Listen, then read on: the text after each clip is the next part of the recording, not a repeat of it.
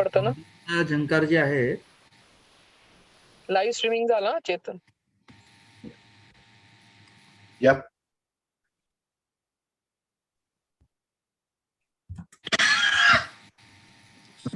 नमस्कार मंडळी, मी उल्का नगरकर, महाराष्ट्र मंडळ शिकागो 2022 ची अध्यक्ष. तुमच्या सगळ्यांचं आजच्या इतिहास मंचामध्ये स्वागत करते. आणि आज आपल्याला प्रवक्ते म्हणून लाभलेले आहेत झंकार गडकरीजी, आणि त्यांचं लेक्चर ऐकायला मी फार उत्सुक आहे. तर मी इतिहास मंचाचा जो आपला इसी लिएजान आहे चेतन रेगे, याला विनंती करते की त्यांनी आजच्या सत्राची सूत्र आपल्या हाती घ्यावी. धन्यवाद.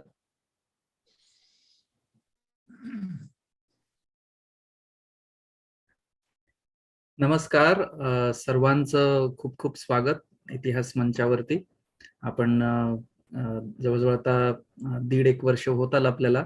आपण इतिहास मंचावर दर शुक्रवारी 8 वाजता संध्याकाळी भेटतो आणि इतिहासाचा अभ्यास एकत्रित रित्या करतो. आपल्याला नशिबवान आपण खूप आहोत की आपल्याला अत्यंत चांगले वक्ते लाभलेले आहेत आणि त्यांच्याकडून आपल्याला बऱ्याच जाणकार मंडळींनी जसा तो अभ्यास करून आत्मसात केलेलं ज्ञान आपल्याला अगदी आपसूक मिळालेलं आहे.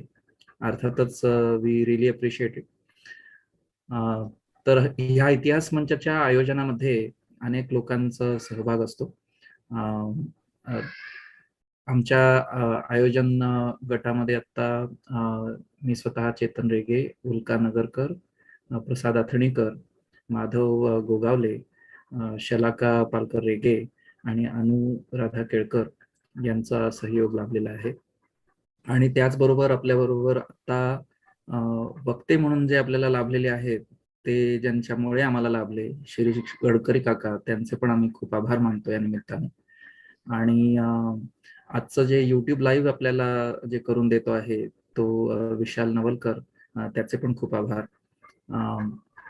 आणि झंकारजी तुमचं मला आनंद काहीतरी आलं, व्हॉट इज दॅट म्हणून ते काहीतरी होतं ना, म्हणजे काहीतरी I don't know what is the language. Madhav दादा, तुम्ही म्युटिंग मेंटेन करा तिकडे. तर इतिहास मंचावरती आपल्याला जे लाभलेले आहेत झंकार गडकरीजी, तुमचं खूप खूप स्वागत. आणि तुमच्याकडून आम्हाला इतक्या विविध विषयांवरती शिकायला मिळतंय. आणि जेवढं शिकायला मिळतंय ती अशी एक मोठी थाळी होती, राजस्थानी थाळी. त्याच्यामध्ये वेगवेगळ्या भाज्या आणि वेगवेगळी व्यंजनं बनवलेली आहेत आणि फार सुंदर आम्हाला असा लाभ मिळतोय. आणि त्याबद्दल खूप आभार तुमचे. तुमचं खूप स्वागत. तर आज जो विषय आपण घेऊन आलो आहोत, मागच्या आठवड्यात एक थोडासा व्यत्यय आला होता आपल्या ह्याच्यामध्ये, परंतु आपण पुरेसं व्याख्यानाचा भाग चांगला सुरुवात मोमेंटम धरलेली होती. राजपुताना हा जो विषय आहे त्याचा आज आपण दुसरा भाग सादर करणार आहोत. तर त्याच्याबद्दल अनेक शतकांचा हा इतिहास आहे. आणि राजपूत हा मूळ शब्दच राजपुत्र ह्या संस्कृत शब्दावरून निघालेला आहे. म्हणजे क्षत्रिय राजांचा इतिहास, ज्यांनी पराक्रमाने आज आपण जी हिंदू संस्कृती म्हणून अभिमानाने सांगतो, भारतवर्षाची संस्कृती, तर ह्या संस्कृतीचं रक्षण जे केलेलं आहे ते 7व्या शतकात आपण त्यांचा उदय झाला असं मानूयात. म्हणजे परंपरा तर खूप अगदी इक्ष्वाकू पासून किंवा प्रभू श्री रामचंद्रांचा वंश किंवा सूर्यवंश, चंद्रवंश असे सर्व परंपरेंना आपण सांगत आलो आहोत. परंतु हा जो इतिहास आहे त्याचा झेनिथ म्हणतो आपण, जो उदय झालेला आहे तो महाराज बाप्पा रावळ यांच्यापासून मानला जातो. आणि 7व्या शतकामध्ये साधारण मोहम्मद बिन कासिम असं मुसलमानी आक्रमण भारतावरती यायला सुरू झाली होती. त्यांनी सिंध घेतला, राजा दाहिरचा पराभव केला आणि तिथे कत्तल मोठ्या प्रमाणावर झाली. हा इतिहास खूप लोकांना माहिती असतो. सिंध तसा भारताने त्यावेळेला गमावला कसा. पण त्यानंतर बाप्पा रावळने तो परत घेतला आणि पुढे अशी मुसंडी मारली, अफगाणिस्तान आणि कंदाहार पर्यंत, बलुचिस्तान वगैरे हे सर्व प्रांत भारतामध्ये त्यांनी आणले. त्याच्यावरती वर्चस्व आणि राज्य स्थापन केलं. त्या बाप्पा रावळांचं आपल्याला फारसं ज्ञान नसतं. अशा 7व्या शतकापासून ते अगदी महाराष्ट्रामध्ये श्री शिवाजी महाराजांचा जन्म होईपर्यंत हा जो भारतवर्ष किंवा भारताची जी हिंदू संस्कृती आहे त्याचं रक्षण ज्यांनी केलेलं आहे ते राजपूत आहेत.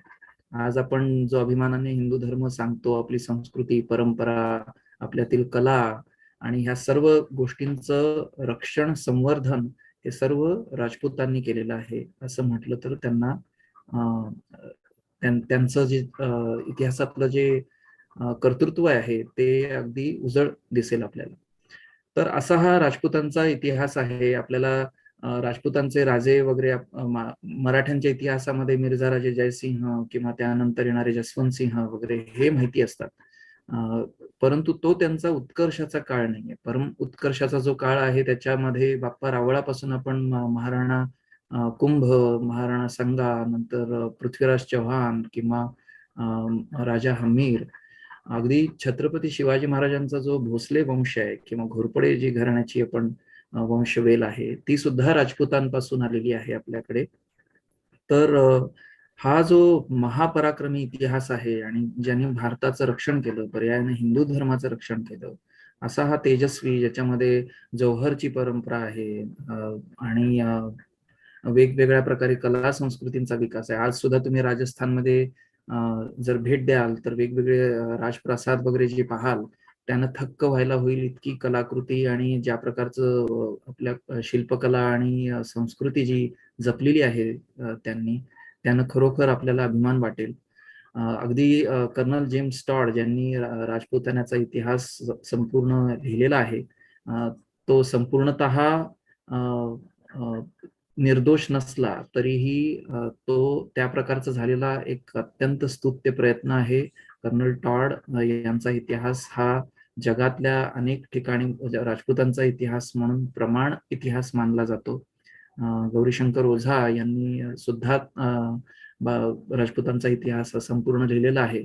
तर अशा पद्धतीनं आपल्यापर्यंत जो पोहोचलेला आहे तर याचा अभ्यास करताना जेम्स टॉड सुद्धा म्हणतात की राजपूतांचा जो त्याग आणि पराक्रम यांचा अपूर्व संगम जेव्हा आपण पाहतो त्यावेळेला मन थक्क होतं आणि आपण भावना वश होतो, असं ते स्वतःच म्हणतात. म्हणजे एक परकीय व्यक्ती आपल्या इतिहासाचा अभ्यास करताना त्याच्यामध्ये मंत्रमुग्ध होते आणि त्यांचं सुद्धा हृदय हेलावून जातं. इतका महत्वाचा हा इतिहास आहे आणि आपल्याला नक्कीच अभ्यासण्यासारखा आहे. तर त्यामुळे आजचा जो विषय आहे त्यासाठी आपल्याला जे वक्ते म्हणून लाभलेले आहेत झंकार गडकरीजी, मी माधवदादा गोगावले यांना विनंती करतो की आज त्यांनी आपल्या वक्त्यांची ओळख करून द्यावी.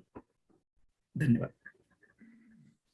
धन्यवाद चेतन. नमस्कार मंडळी, मी माधव गोगावले, महाराष्ट्र मंडळ शिकागो 2022 कार्यकारिणीचा सदस्य आणि इतिहास मंचाचा सह संचालक. इतिहास मंचावर आपणा सर्वांचे मी स्वागत करतो पुन्हा. श्री झंकार गडकरी यांचे आपण आतापर्यंत 4 व्याख्यान ऐकलेत आणि आज ते आपल्यासाठी 5वा पुष्प त्यांच्या व्याख्यानमालेतील ते गुंफणार आहेत.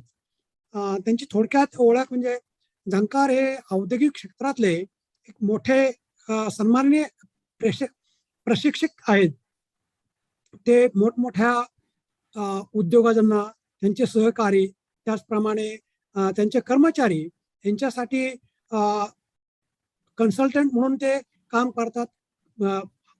ज्या ज्या कारखान्यांनी, ज्या ज्या कंपनीने त्यांना विचारलं असेल त्या कंपनीचे सगळे नोकर त्यांच्या ते एकंदरीत उत्पादन क्षमता कशी वाढेल याचं ते आलेख करतात आणि त्यावर ते त्या कंपनीला कन्सल्टंट करून त्यांचं मनोबल कसं वाढेल, उत्पादन कसे वाढेल याचं ते प्रशिक्षण देत असतात. त्याचप्रमाणे त्यांनी जे आपला पदव्युत्तर अभ्यास आणि PhD जी केलेली आहे तर त्या उद्योग क्षेत्रातील कायदे याच्यावर त्यांनी ती PhD केलेली आहे. तसेच ते एक नेतृत्व विकास कसं वाढवायचं कंपन्यांचं, कामगारांना कसं प्रोत्साहन द्यायचं, त्याचप्रमाणे कंपन्यांचे मालक, सहकारी यांनाही कसं प्रोत्साहित करायचं याविषयी असे ते सुंदर ते व्याख्यान देत असतात. त्यांची भारतभर व्याख्यान झाले आहेत. भारताशिवाय युरोप आणि उत्तर अमेरिकेतही त्यांनी अनेक अशी व्याख्यान दिलेले आहेत. विशेषतः ते जे काही शिबिरे करतात ते फार एक आपल्या फ्लोरिडामध्ये गाजलेलं शिबिर की ज्या ठिकाणी बिल्डर्स क्लब आले होते त्या ठिकाणी त्यांनी असंच एक सुंदर शिबिर आयोजित केलं होतं. ते खूपच गाजलं. हा एक व्यावसायिक झाला, पण व्यवसायाखेरीज ते एक अतिशय इतिहासप्रेमी आहेत. माझ्या दृष्टीने गेले 4 आठवडे मी त्यांचं ऐकतोय. ते निश्चितच एक इतिहासकार म्हणून ते डेफिनेटली माझ्या दृष्टीने तरी आहेत. ते अशा काही शहरामध्ये जातात की ज्या शहराचं आपण पाहिलं दिल्ली, लखनौ, अयोध्या किंवा आता राजपूत, दिल्ली, मुंबई अशा ठिकाणी जोपर्यंत ज्या लोकांना आतापर्यंत अपरिचित इतिहास आहे त्याच्यावर ते संशोधन करतात आणि ते सगळ्यांना ते आपल्या व्याख्यानाद्वारे दाखवतात. त्याच प्रकारे त्यांनी बरेच आपले लेखही प्रसिद्ध केले आहेत. याचबरोबर काही पुस्तकंही लिहिलेली आहेत. तसेच याचबरोबर ते एक समाज सुधारक, समाजसेवकही आहेत. विशेषतः रोटरी क्लब तसेच NGO यांच्या प्रकल्पातर्फे ते अनेक कामं करतात. जे मानवाच्या मुख्य 3 गरजा आहेत, रोटी, कपडा, मकान, त्यातलं ते आणि शिक्षण. शिक्षणासाठी त्यांनी काही हायस्कूल, कॉलेजेस त्यासाठी अतिशय धडपड चालू आहे त्यांची. त्याचप्रमाणे ते गरजवंतांना काही अन्नधान्य किंवा काही वस्तू पुरवण्याचं काम करतात. आणि विशेषतः एवढं सगळं सांभाळून एक इतिहासप्रेमी असल्यामुळे ते अनेक शहरांना भेटी देतात आणि तिथला ते इतिहास गोळा करतात आणि ते आपल्या सगळ्यांसमोर मांडतात. तर मी आता जास्त वेळ न घेता झंकर गडकरी यांच्याकडे मी पुढची सूत्र सोपवतो आणि त्यांना विनंती करतो की तुम्ही आपलं हे 5वं पुष्प राजपुताना इतिहास याच्यावर गुंफावं. तुमच्याकडं गडकरी. नमस्कार, थँक्यू. आणि पुन्हा एकदा सर्वांचं आभार. मुख्यतः आपलं म्हणजे माधव, चेतन, अलका आणि बाकी सर्व मंडळी इतिहास मंच who have taken this amazing initiative in North America in expressing various facets of Indian history. आणि ते अतिशय महत्त्वाची कामगिरी करतात असं मला वाटतं. आणि I'm equally happy to get attached to this group of people who are interested in history and historic facts. पुन्हा एकदा जरी माधवदादा म्हणत असतील की बाबा मला हे इतिहासकार वाटतात, म्हटलं तर हो, म्हटलं तर नाही, परंतु मी इतिहासकार नव्हे. I am an interested person in Itihas, and more than anything else, I am trying to seek those turning points or those milestones which have made a big change in our lives. दुसरी गोष्ट अशी की मला असं वाटतं की हल्लीची जी तरुण पिढी आहे त्यांना ह्याबद्दलची एक गोष्टीच्या स्वरूपात माहिती देणं फार गरजेचं आहे. कारण इतिहास as such is a very dry subject and you have to make it extremely interesting. Not by giving some facts which are not existing, but highlighting those facts in a manner, or presenting those facts in a manner which can be interesting for them to go a little deeper into it. End of the day, आपला त्याच्या पाठचा जो हेतू आहे तो हा असा आहे की इतिहास जरी बरीचशी मंडळी आणि जगामध्ये असं मानलं जातं की बाबा ती गेलेली गोष्ट आहे, पुन्हा त्याच्याबद्दल काय बोलायचं, पण नाही. Itihas teaches you a lot, and that is the learning which I am trying to incorporate by through these talks, and I hope these are received very well. And as a part of it, this is a 12-city series, out of which I have covered 6 cities in India, and I will be covering 6 more. And as we go by, we will express them in the form of presentation. पुन्हा एकदा नमस्कार. आणि आपण जिकडे काल म्हणण्यापेक्षा मागच्या शनिवारी भाग जिथे सुटला तिकडनं सुरू करूया, पण त्याच्या आधी एक थोडीशी माहिती. पण before which I would like to share the screen.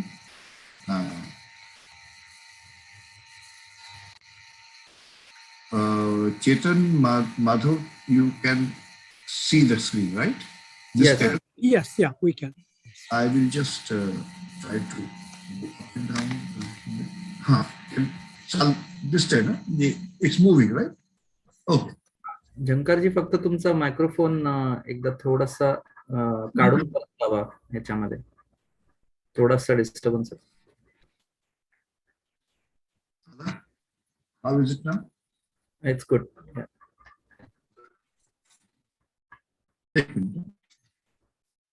Are you comfortable now, Chetan? हो हो. अजून आहे का डिस्टर्बन्स? नाही ना? हा क्लिअर आहे आता थोडस. हा Pragya, is it okay? I don't know. I haven't heard him after this. Okay. हा म्हणजे ते Can you hear me now, Pragya? Yes, yes, I can hear you. Yeah. Is there any disturbance, or I can use another one? I can always pull out the other one. No, this is fine. I can It's hear fine. you. Can somebody else Lovely. confirm? Yeah, it's coming okay now.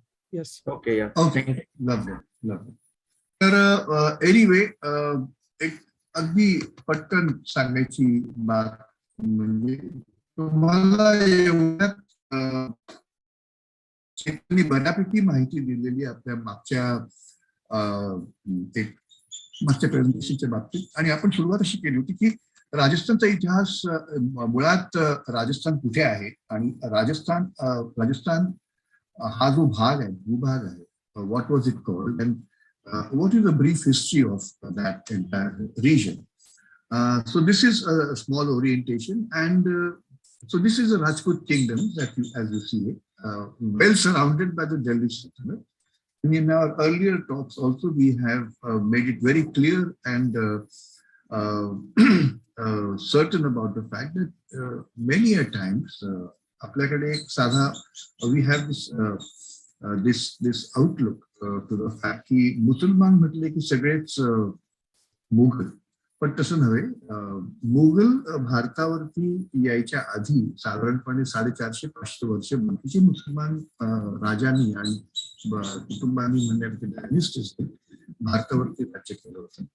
आणि त्यावेळची ही परिस्थिती, आणि specially 1300 साल हा जो भाग आहे तो मी घेतलेला आहे इकडे. तर राजपुताना हा जो भाग आहे तो राजपूत किंगडम जे तुम्ही बघताय तिथे, it was well surrounded by the Delhi सल्तनत.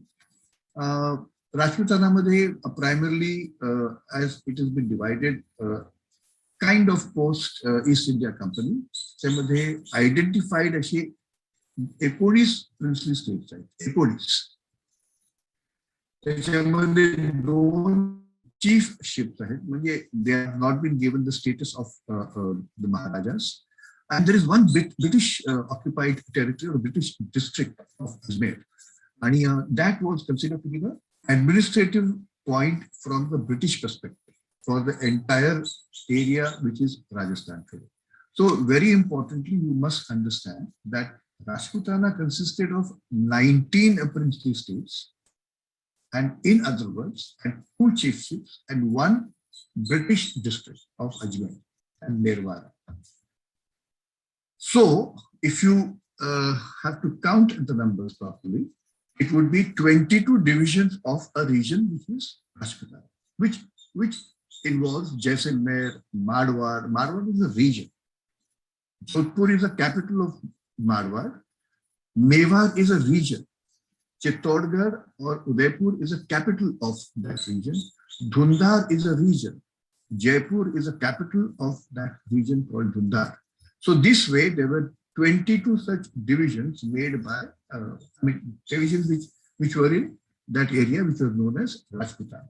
So why am I orienting this to you is that as we go by this talk, we would have covered every region, some main points in that, and some high points which we need to understand. And probably, in fact, I would very strongly urge all of you to visit Rajasthan next time you are in India. Hire away close to 15 days, and I can guide you on that because I made this trip for almost 12 days.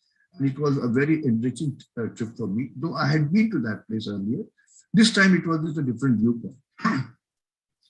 So just this is, once I make this very clear to you, you will realize there I don't want to get there. Demography of Rajasthan primarily is divided into Rajputs, Brahmins, Mahajans, etc. So there are two basic divisions in Rajputana or Rajasthan as you may see it. One is a land owning clan or the rulers of some clan, some land or the other. And they are extremely proud of their own background and their culture and their heritage. And there is another which is a business clan. Okay? And that is where the Marwadis come from. You will, if you want to know where the Marwadis basically came from, they came from Marwad, which is where the business community comes from, and what kind of business acumen that they have. These are different Rajput clans. There are 36 in number. You may probably have heard these in the passing references where Kachwa, Rathod, Sisodia, so I'm just recalling these things because and quickly I'm doing that so that you are able to understand.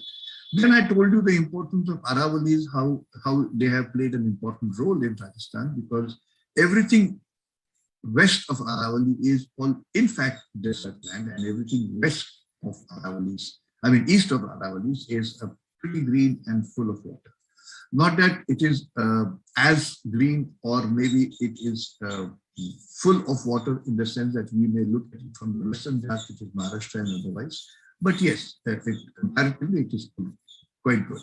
But the part which is on the west of Aravalis is absolutely desert. त्याला आपण मरुस्थळच म्हणतो. आणि तिकडे पाणी असतं, सांगितलं जातं की 7 दिवसातनं 1 दिवस पाणी यायचं आणि ते देखील 1 तासात. ही पूर्वीची म्हणजे पूर्वीच्या गोष्टी आहेत. अर्थात today government of India is done enough to ensure की वाट किती चांगल्या पद्धतीने पाणी रेग्युलरली येतं. एवढं रेग्युलरली येत नाही की जिकडे where you can compare that area with our areas, especially which are best with water and other things. The first Islamic invasion was told to you very well by Chetan. आणि बापारावालांनी त्यांना अक्षरशः मुसुंडी त्यांनी स्वतः मारली आणि he almost reached the coast of Afghanistan and beyond that.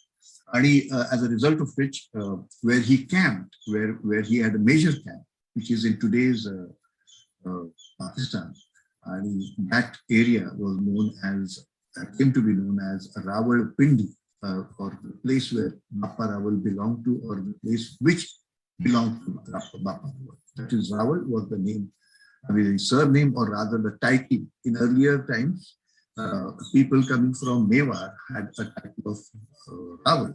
Over a period of time, it changed to Sisodia. But anyway, it suffices to say for your understanding that Rawalpindi जे आपण नेहमी पाकिस्तान मधलं जे शहर म्हणतो, त्या शहराची सुरुवात आणि तिची small trivia or a history is this. This is Mewar. We talked about it, which is I'm orienting you from this part of it. Udaipur today is the capital city of that area. Earlier time, आणि बाप्पा रावल बद्दलची आपण थोडासा इतिहास काय पाहिला तो. And this is the kingdom of Bappa Rawal. A few notes that we spoke about, it is again a repetition that if I have to do that. The earlier capital of Mewar was Chittorgarh or Chittor, and this is the Chittorgarh. जरूर पहा तुम्ही सर्वांनी ज्याला तुम्ही मुंबईला भारतात पुन्हा या त्यावेळेला. It's an extremely interesting area to go, and it's in a cluster. पुरुषा लहानशा भागामध्ये तुम्हाला एवढा मोठा इतिहास सहसा बघायला मिळणार नाही, तो तुम्हाला राजस्थानमध्ये बघायला मिळेल. हा रतन सिंग बद्दलची गोष्ट तुम्हाला माहितीच आहे. अल्लाउद्दीन खिलजीची जे आक्रमण होती त्याच्यामध्ये पद्मिनीचा काय वाटा होता. आणि मग त्याच्यामध्ये आपण एक गोष्ट मुद्दाम त्याच्यावरती जास्त वाचत केली ती म्हणजे जौहर. तर जौहर बद्दल सर्वांनाच माहिती आहे, आणि I am sure everybody is aware of the fact that this is to save the honour of a woman and not allow them to fall in the hands of enemy. And त्यानंतर त्यावेळेची परिस्थिती अतिशय वेगळी होती. परंतु त्याच्या पुढचा जो भाग आहे, जौहर बायकाचं करतच असत. somebody, it was a ceremonial area, ritualistic ceremony, and the woman would gather, somebody would lead the jauhar, पूजा अर्चा व्हायची आणि त्या महिला स्वतःची आहुती देत असत. पण त्यानंतर जी राहिलेली पुरुष मंडळी होती ती काय करायची, हा एक मोठा प्रश्न कधी कोणी विचारलाच नाही. पण ती पुरुष मंडळी देखील used to wear the केसरिया म्हणजे सॅफ्रन क्लोथ्स परिधान करायचे, which is a symbol of revolution, which is a symbol of revolt and sacrifice. And ते असं करून they used to just तुटून पडायचे शत्रूच्या सैन्यावरती, knowing fully well that not a single person is going to be spared. So it was like a suicidal mission, जे तुम्ही आता ऐकत आहात फिदाहीन आणि अल qaedaच्या we refer to these terms more often. So that was called Saka. The suicidal mission after Johor was committed was called Saka. As a result, बायका तर गेल्याच, पण सगळी पुरुष मंडळी जे अख्खा वंश निघून जात असत. आणि अशा प्रकारचे 3 साका, रेकॉर्डेड साका चित्तोडगडवरती झाले, आणि अशा प्रकारचे 2.5 साका जयसिंगपूरला झाले. आपण 2.5 म्हणजे नक्की काय करून घेऊ नंतर. परंतु this is the background for that. It is not that it only stopped at Jauhar, which is what is a normal concept and an understanding, but it went on from Jauhar to Kesaria, and from Kesaria it was an ultimate conclusion of that in the form of Saka. These are the most important, some important kings and maharajas which ruled Mewar. The one which I need to bring a small notice to you is Maharana Hamir, who retook Mewar. He was the one who was responsible in again reoccupying Mewar from the Muslim clutches. And the other person that everybody by now is aware of it is Maharana Pratap. Maharana Pratap is known for the fact that he was one of the in fact, the only Rajput king or a Rajput ruler who did not succumb to the pressures of the Mughal. He fought till the end. The most powerful and the most important Mughal, and that is Akbar. Others, most of them, decided and they took a very simple refuge in the form of being a part of the Mughal vassals, or they became the vassals very, very comfortably. As a result, Mughals gave them very important positions and honored them all along. So that we will cover up, but I'm just quickly going through the recap of the past. So Maharana Hamir was the one who was responsible in changing, not changing, but he came from a place called Sisodia, and ever since then, the clan of Mewar, which were Rawals earlier, were known as Sisodians. It has been also identified that the entire Sisodia वंशज जो आहे तो खाली येत त्यांनी साधारणपणे 23 वेगवेगळ्या जागांवरती राज्य केलं भारताने. त्याच्यातलं आणि दुसरी गोष्ट अशी की त्यांनी स्वतःचं नाव रावळ हे जे टायटल होतं ते बदलून त्यांनी राणा हे टायटल स्वतःला दिलं गेलं. आणि अशी तुम्हाला राणा वंशजाची मंडळी तुम्हाला भारतात मिळतात. त्याच्यातला एक वंशज which remained and which was extremely important at some point in time, Nepal. नेपाळची राजे मंडळी त्यांना राणा म्हणतात. आणि दुसरी गोष्ट सगळ्यात महत्वाची सांगण्यासाठी, which is very close to our heart, and that is that the Maratha स्वराज्य सुरुवात केली की शिवाजी महाराज आपले claims its descent from Sisodia family. So here it is. I don't want to get there because we covered it. Now comes what was remaining. Now we are talking about an area called Dhundhar. Amongst 22 different regions that we have divided Rajasthan into, one is Mewar. I'm going to cover only the few important ones. The second one that I would like to cover is Dhundhar. The Dhundhar region had its capital city now as Jaipur. But before Jaipur became the capital, it was Amber or Amer, which was the capital of Dhundhar.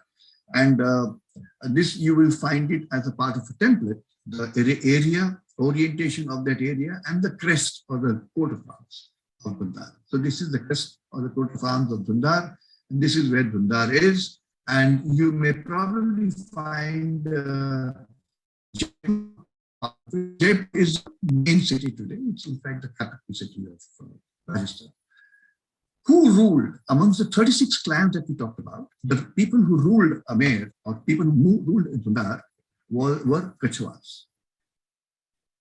Kachwas ruled Dundar from a place called Amer or Amber. If you ever go to,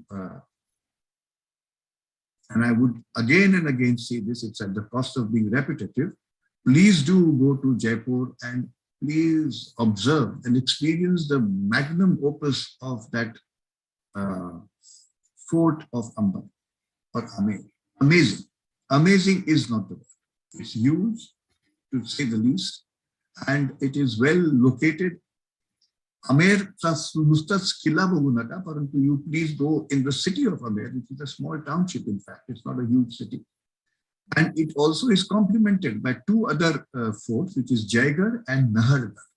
The Jaigarh is basically famous and known for its foundry in where they used to manufacture cannons and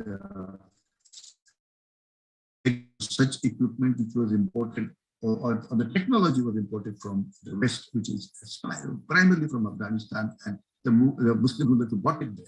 So Jaigarh had a huge foundry and they made several guns. One such gun is existing on the fort of Jaigarh, which is supposed to be one of the largest ever gun casted with a cannonball which is close to 100 kilograms. So Raja Man Singh is given the credit of, and Nahargarh, yes, let me also give you some idea on what Nahargarh was a recreational center, as you may put it, because there, when I visited that, all I found was palaces for the Ranis and Maharanis, palaces. It's not a huge fort as such, but yes, it was the protection. In case something happens to Amer, people would move to Jaigarh, and Nahargarh was in and around that area, and that was the place which was protecting the women of that clan. So Raja Man Singh, Mirza Raja Man Singh, you must have heard about him, who was the one who fought alongside Akbar against Rana Pratap. Mirza Raja Jai Singh was the one which we have all known about the fact of Puranjar Sapah तुम्ही ऐकला असेल किंवा माहिती असेल. 23 किल्ले आपण दिले होते, मग त्यांनी महाराजांना आग्र्याला बोलवलं होतं for मनसबदारी. And so he was a very powerful king, and he was in employment with the Mughals. As I said, many Rajput kings took refuge or took vassalship of the Mughals and the other Muslim rulers. Maybe, as I said, they undoubtedly Rajput clan is extremely chivalrous.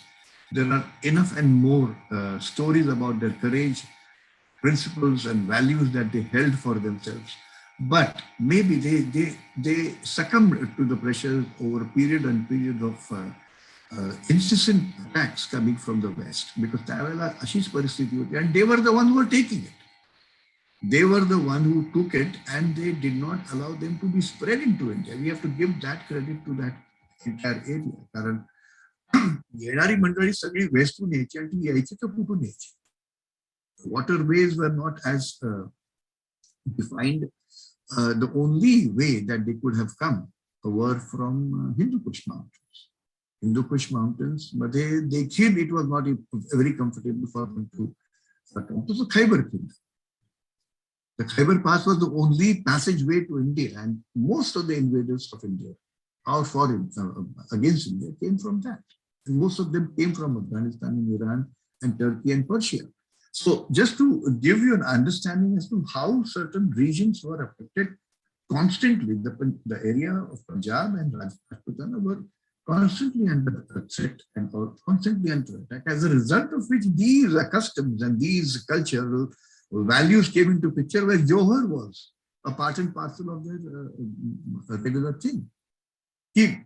Because they experienced something which was not. So committing a Johar was just fine. So when the situation would be such that the enemy forces were far more, and the ruler of given Rajputana region would realize that हे आता शक्य नाही आपल्याला ही लढाई जिंकणं. तर very concerted meeting kind of was taken, decision was taken to do or commit job. Would be a job followed by Kesari यांचा त्याबद्दल बोलणं झालं. पण ह्याची कारणं आपल्याला जर बघायला गेली तर ह्याची कारणं हीच आहे. तर Mirza Raje Jaisingh was coming from some such place in Jaipur. This is the fort of Amber. It's a huge fort. It is on some bypass of Aravallis, in fact on Aravallis. This is the cannon that I was speaking about, and this is the cannon which is known as the Jalwan cannon. आणि हे जयगड फाउंड्रीमध्ये झालेली हे canon आहे. आणि मागच्या वेळी आपल्याकडे एक राजस्थानचे मंडळ आपले ग्रहस्थ आले होते. I think his name was Rawat, if I am not wrong. He also gave us an idea about it was on the same fort, Jaigarh, where a lot of treasure was kept in the water tanks of Jaigarh fort. And apparently it is said that during the emergency period of Indira Gandhi, the entire treasure was just removed from there, from Jaigarh fort. And as it is also said that the entire road between Jaipur and Delhi was completely protected on either side. No traffic was allowed for that period of 2 days when they emptied the treasure. Nobody knows exactly how true it is, but whoever talks about Jaigarh fort, which is close to Amber, only definitely do talk and gives a mention about how the treasure was looted by the government. We really do not know how true is that. But this is, suffices to say that this is a cannon which has been casted in Jaigarh foundry. It's the biggest cannon ever made. You can see my photograph along with the Jaiwan cannon. 100 kilograms of gunpowder was required to fire that 50 kilogram cannonball. I think I made a mistake of telling you 100 kilogram, but it was 50 kilogram cannonball was fired with the help of 100 kilogram of gunpowder, and the range was 38 kilometers. Not that it was extensively used, but it was made over there. I believe it was fired once or twice in its entire lifetime. So it was a mammoth thing, but not used extensively for any reason. Jaipur. Now, what is Jaipur? Jaipur was a second city which was established by Mirza Raja Zawai Jai Singh, and he was responsible in making that city what it is today, and also not named it as a pink city. He did not name it pink city, but he was the one who painted it kind of pink. As a result of it, the entire city, very well planned city, if you ask me.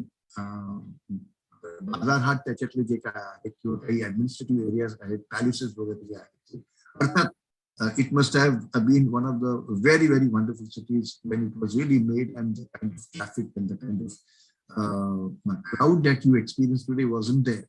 So there were regular gates. So Jaipur was one which was founded by Mirza Raja Sawai Jai Singh. Now, Sawai Jai Singh is a kind of padvi or a title given to Mirza Raja Jai Singh. It's part of the good work that he must have done for the Mughal family. And Sawai Man Singh, that is Bubbles too, that was the last of the rulers of Jaipur, who became suddenly famous. He was a known person, but the person who got him to the prominence was his wife, his third wife, Gayatri Devi, considered to be one of the most beautiful women in the world. She came from Cooch Behar, and she also had the Marathi lineage because her mother apparently was from Gaikwads. And when I visited her palace, there were several kinds of food which was being made, and there were typically 3 kinds of kitchens. One was the European kitchen, another was the Rajasthani kitchen, and the third was the Marathi kitchen. So there were 3 distinct kitchens which the food would come from, and that's how Gayatri Devi of Cooch Behar was known for. As I said, there were lots and lots of political alliances which were carved out during the times, and to also ensure peace and harmony in that area. Just to give you a small insight into Akbar's political alliances, are close to 30 odd. So बिकानेरचे 2 बायकांशी त्याचं लग्न आहे, जैसलमेरचे 2, जयपूरचे 2, जोधपूरचे 2, मेरठाचे 2, डूंगरपूरचे, मेरठाची 1, डूंगरपूरची 1, कूचबिहार अर्थात we talked about, and Nagur. So in the period of 35 years, there were 12 political alliances only by Akbar. And the Rajput principalities were more than eager to have it because they wanted to have the peace and harmony remaining. There is a story about Jodha Akbar, controversy as such. Do not know whether how true it is or it is just a romanticizing of the entire historic facts. But if you go and talk to anybody in Rajasthan, they would definitely deny that and say, "Oh, Asha Prakar is halas's nahi." Karan Jodha, Jodha Bhai, he actually was a princess of Maharaja of Jaipur, Jodhpur, and she married none other than Jahangir. It is not here, but nothing much to do with Akbar. So Akbar married Hira Kumar or Hirkabai, daughter of Raja Bihari Mal of Amber, which is Jaipur. After Prince Jahangir was born, she was given as the title of Bali Nimmat ul Zamani Begum. The idea of giving you this entire thing is not to understand or not to get into the controversy or the Sholabai actually existed and she married Akbar. But the whole idea here is to let you understand that there were political alliances and they were in galore. Lots and lots of political alliances happened. One such political alliance that we talked about, as far from the Akbar's perspective, is that he married 12 different princes from different regions of Rajputana. Jodha Bhai, let's not get into that controversy because it is not going to prove a fact at all. Good to see the movie because we all enjoyed it. Let's now move on to the other region, and that region is known as Bikaner. Bikaner primarily is in the smack in the desert. Bikaner, Jaisalmer, and Jodhpur are the 3 important kingdoms and 3 important areas today are absolutely in desert. There is nothing that I can describe you much more than that of this. त्यांनी बऱ्याचशा चांगल्या गोष्टी केल्या पण बिकानेर बद्दलची कल्पना तुम्हाला देणं म्हणजे फार गरजेचं वाटतं मला. This is again the crest of Bikaner, and that is where Bikaner is from the Rajputana perspective. Okay, the founder of this area, or the founder of this region, or the founder of this kingdom is Rao Bika. And that is where the name comes from, Rao Bikaner. He was insulted in his court by his father. These are the stories. As a result, he stormed out of the court. He took his own confidant and a few retinue of Rathods and Rajpurohits, and he established his kingdom in a place today, which is known as Bikaner. What happened and how does he credit him to this, and whose blessings did he take? He believed that the fact that he could form Bikaner was because of the blessings coming from his Ishta Devi called Kardi Mata. And Kardi Mata, that's एक मोठं मंदिर आहे बिकानेरच्या शेजारी. आणि suffices to tell you that there are hundreds and thousands of rats. Thousands of rats. You will be surprised to know I've got that video to show you. Thousands of rats which are scurrying around in the temple. And nobody touches them. They don't touch you. They don't harm you. You don't harm them. That kind of a thing. In fact, they are revered over there. There is a story about the rats, but this is a belief of them, and it is on for last so many years. So many years. And if you happen to cite a white rat, I forget the name of that white rat, you would be considered as a lucky person. You don't see that white rat so very often. But yes, there are people who visit the temple who are always on the lookout for that white rat. So let me just show you a small clipping of that film. Here is a picture, or rather a painting of Karni Mata blessing Bika, Rao Bika.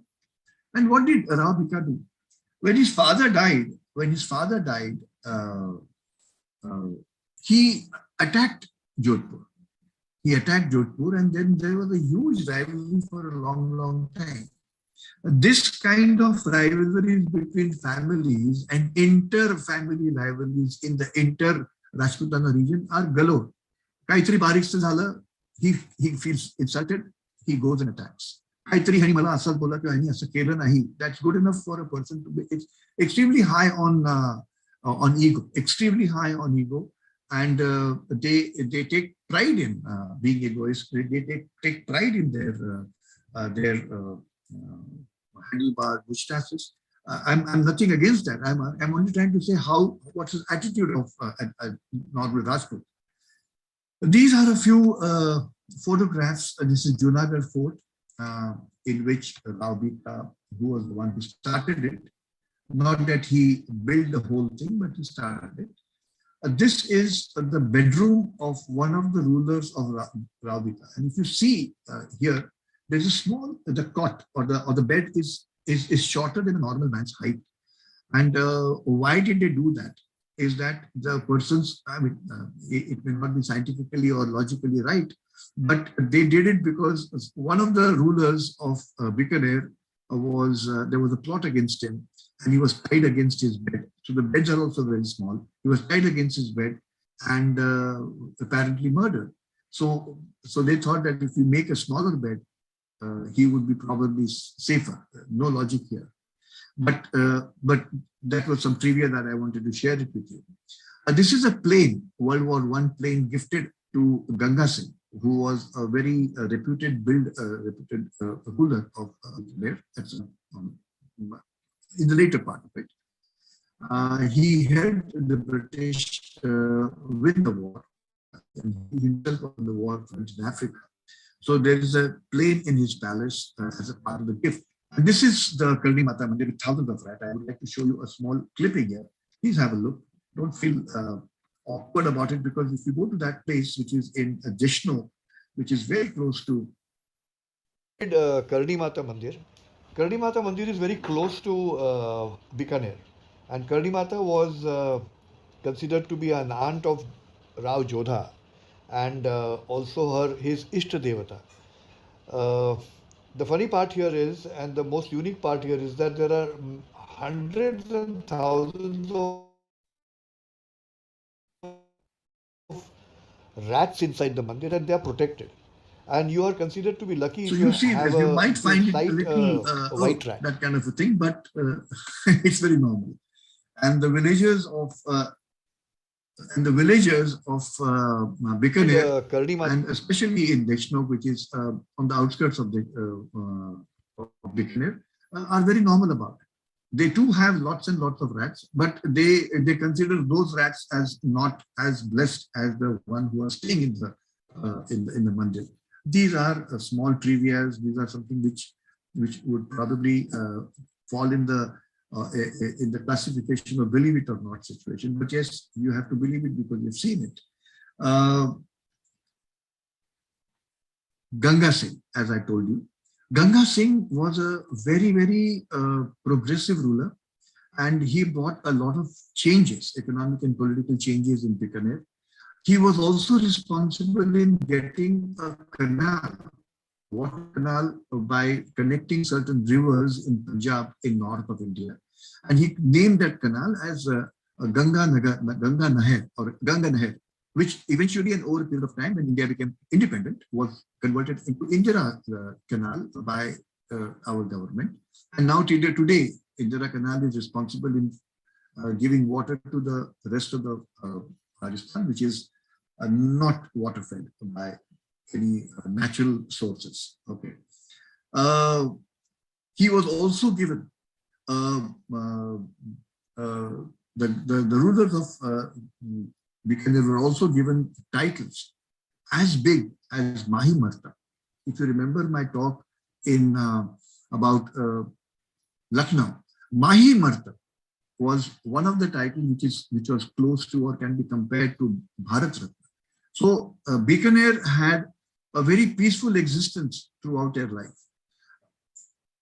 As far as Ganga Singh was concerned, he was politically involved with Britishers also, wherein he was made to be a signatory of the Treaty of Versailles in 1919. And that is the Treaty of Versailles, which happened after the World War I happened and the League of Nations was born, which of course became obsolete, and now it is United Nations. But Ganga Singh had that kind of an important role to play. Another important thing that I wanted to tell you is that because of the peace that happened and which prevailed in that region, despite it being in the desert area where water was a challenge, a lot of trade took place. And if you go to, when you go to Bikaner, you'll find Havelis after Havelis which have been constructed by the earlier traders and merchant group. And then the discovery is that these merchant groups, how did they come there? काही पाणी नाही, कुठल्याही प्रकारचं उत्पन्न नाही.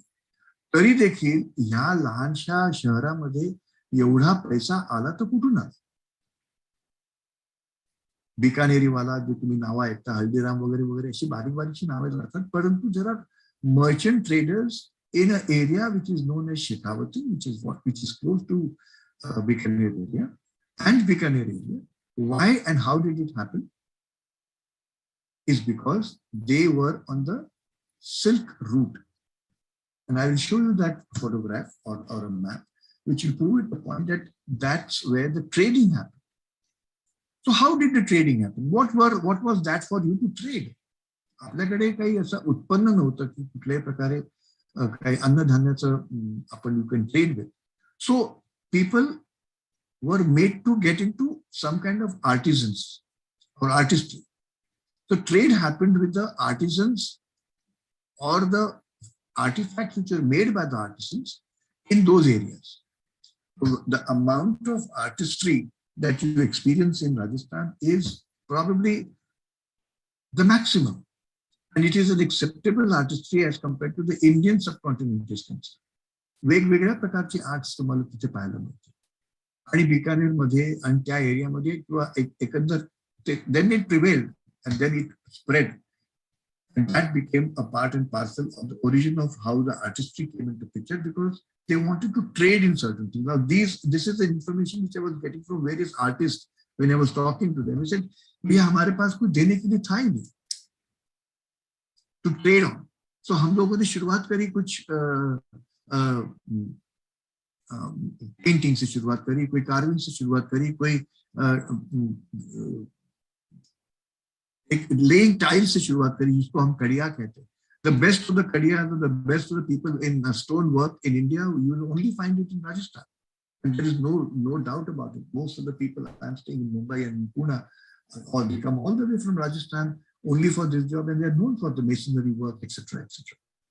So this is what I wanted to tell you is Ganga Singh, and he was the one, as I said, was extremely progressive leader, progressive ruler, and he was responsible for the construction of Banaras Hindu University. He was also made as the chancellor of the university, Ganga Nehar, as we spoke of, and this is where I wanted to let you know as to how leadership of a progressive and a positive leadership of a given human being can make a difference to a given region. So Bikaner was located on the famous Silk Route of India, okay, and so was the Shekhawati. This is the Silk Route. This is the Silk Route. If you see the red thing coming down, it is passing through Bikaner, it is passing through also Shekhawati region, and that is how the entire cluster of traders and wealthy, very wealthy, and unimaginably wealthy merchants lived in that area. And that should always be surprising to you that yeah, वाळवंटामध्ये इकडे काय. तसंच तुम्हाला Jaisalmer, which is again in abject desert area, commands as a similar kind of havelis and the kind of wealth. So this is, as you may know, Reshmi Marg or Reshim Marg, ज्याला आपण मराठीमध्ये म्हणू शकतो, has been devised by a German Ferdinand. The name okay, and he called it the Silk Route or the Silk Road. And it is 6,000 miles between China and Rome. Just understand that people and commerce and business flourished, and it was always a quest of every human being to make more and more material gains. And that led them to have these kind of adventurous routes. Silk routes were responsible for many things, my friend. Silk routes were responsible in give and take of thought processes. Silk route was not only responsible for the business deals, but Silk route was also responsible for disease. Silk route was also responsible for the spread of religion. Buddhism went from India all the way to Afghanistan thanks to the Silk route. Otherwise, why would you find those huge Buddhas and the presence of the Buddhist monks in Afghanistan and also in the Swat Valley, which is a passing through towards Khyber? We have to accept the fact that there has, instead of just accepting the Bamia Buddhist, Buddhas, which have been blown up by the Taliban some years ago, 20 years ago, ask yourself this question: Bamiyaचे Buddha आले कसे इकडे आणि का आले? बौद्धांचे इकडे काय राज्य? म्हणजे what did Buddhists came and do it, and why did they come all the way? How did they come there? The answer is Silk Route. That is one thing. Very flourishing area. Very flourishing because it impacted the culture, tradition, and customs of that area. It spread knowledge, religion, and disease as well. Okay, these were the migrants who were the users of the Silk Route: refugees, missionaries, artisans, diplomats, and soldiers. Abruptly, which started some time ago, abruptly it stopped sometimes in 1453. And thanks to the Ottoman Empire, that is when, my friend, if you really look at the entire sequencing of the whole story, 1453 मध्ये हा Silk Route, which is the road-related Silk Route, थांबलोय because the Ottoman Empire do not allow the Silk Route to pass to their region. Reason could be anything, but that gave a boost to the age of discovery. That gave a boost to the age of colonization. That gave a boost to pure globalization. And that is where in 1498, we had the first advent of Portuguese in Calicut. So 1498 मध्ये प्रथम आपल्याकडे Portuguese आला and he started the whole story. Colonization was one of the primary intent. Trade was the second intent, and the third and the most important intent was proselytization. Proselytization means conversion from one faith to the other. And that was the Christianity मध्ये conversion म्हणा किंवा Islamic invasion जे वर्ण झाले त्यांनी इकडनं waste कोस्टनी सुरुवात केली. They came via the route of sea, the sea route, primarily because they wanted to look at the alternate route for trading. And when it stopped in 1453, these things started emerging. And that is what is known as the age of discovery, the new age of discovery. These are the images of Swat Valley, which is in Pakistan. I just want to deviate a little bit for us to understand how things change demographically, how history makes a difference. These are the excavations which are in Swat Valley in Pakistan. Why would such things be there in Pakistan? And this is primarily in the region called Fata region, federally administered tribal areas. And that is where even the Pakistani laws are not applicable, considering the fact that even the Britishers accepted that the tribals should be left alone because they have their own system. They have their own system of managing their own people. And nobody interferes in that thing. As a result, Pakistani government is just a bystander when certain things are happening, even if it is much against the human values and much against the human rights. And Malala Yousafzai was a product of all these things. Two Buddhas. You can see this huge valley out there. This is Bamia area, which is in Afghanistan. And here तुम्हाला जो दोन असे भोकं दिसतायत रिकामी अशी तिकडे बुद्ध होते आणि हे जे बारीक you see the small little openings out here. They are caves which are interconnected. These are caves which are interconnected, and these people stayed there, meditated, did whatever they had to do, and were responsible in spreading Buddhism in that area as well. These बारीक बारीक दिसते तुम्हाला इकडे लहान लहानचे kind of openings. These are caves actually. What are these people doing here? This could have been. This is what imaginary photograph of the Buddha. This could have been, and this is what actually happened. And what is Bamia? Bamia is nothing else but the Persian word, the place of the shining light. It is even said today that there is a sleeping Buddha in that area, and there is an excavation and a team of French archaeologists who are quite involved in trying to excavate that sleeping Buddha. But in between, because with the Taliban movement, things had stopped, and I do not know what is the present status today, because Taliban has again taken over Afghanistan. This is the blowing up of the Buddhas by Mullah Ahmad. 20 वर्षापूर्वीची गोष्ट आहे. And this is what was left behind. म्हणजे कसा प्रकार बदलत जातो आणि कशा गोष्टी होत जातात त्याची तुम्हाला कल्पना द्यावी म्हणून तुम्हाला या मुद्दाम 4 फोटो दाखवले. This is a modern day imagery. Yes, coming back to the wealth, coming back to the opulence, coming back to the prosperity and the prosperous lifestyles of the people in Bikaner, and also in a place called Shekhawati region, you will find, and I just got a message from Chetan yesterday saying that त्यांनी एक भूल भुलैया नावाचा एक cinema पाहिला आणि त्याच्यामध्ये बऱ्याचशा अशा हवेल्यांची हे आहेत शूटिंग आहे तिकडे आणि अतिशय सुंदर shooting. Yes, he is right. हे शूटिंग्स काही शेखावती आणि बिकानेरी हवेलीज मध्ये झालेले आहेत, नो डाऊट अबाउट. त्या हवेल्या म्हणजे तुम्ही बघत राहाल एवढे. आता अर्थात most of them are abandoned, nobody stays there, but these are the havelis which are more than 100 and odd years old. The oldest is about 400-year-old, and it was built between 17th and 20th century.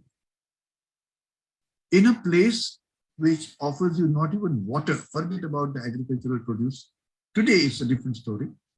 What and how did these mushroom out here?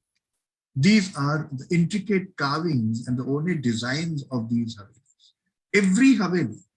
And how many are there? It is said in Bikaner itself there are 1,000 havelis. Big and small.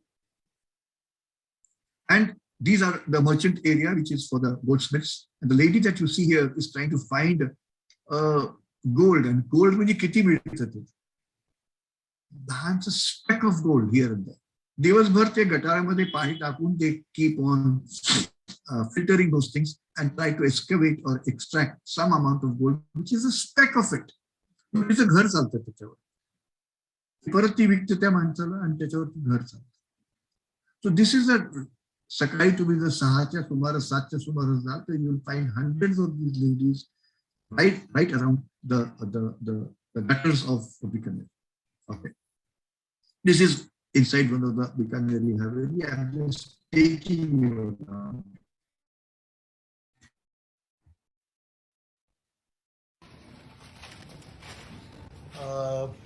This is one of the Rampuria Havelis in Bikaner. And I have a good fortune of getting inside this Haveli because it is open for public. Part of this Haveli has been converted into a hotel and other part is left back for the owners. Bikaner has close to 1,000 Havelis of different kinds, shape and size. Rampuria Haveli being one of the famous cluster of Havelis, and they are in a given area. You can probably appreciate the kind of work that has gone inside this Haveli and if how you have huge to that go and see, courtyard I can't show you everything here because paucity of time. एक जरी तुम्ही त्यांची खोल्या पाहिल्या तर they probably can put the Palace of Versailles to shame. I'm sure you must have seen Palace of Versailles in close to Paris. They're so ornate, they're so everything, and these are old, not maintained.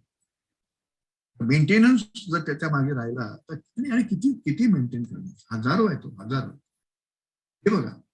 And there was a very 100% European influence in most of the carvings outside the facades of on the facades of the Havelis.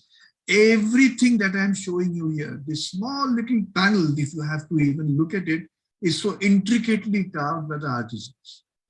Intricately carved. And gammat ashi ki these artisans were imported not from anywhere else, but they were local.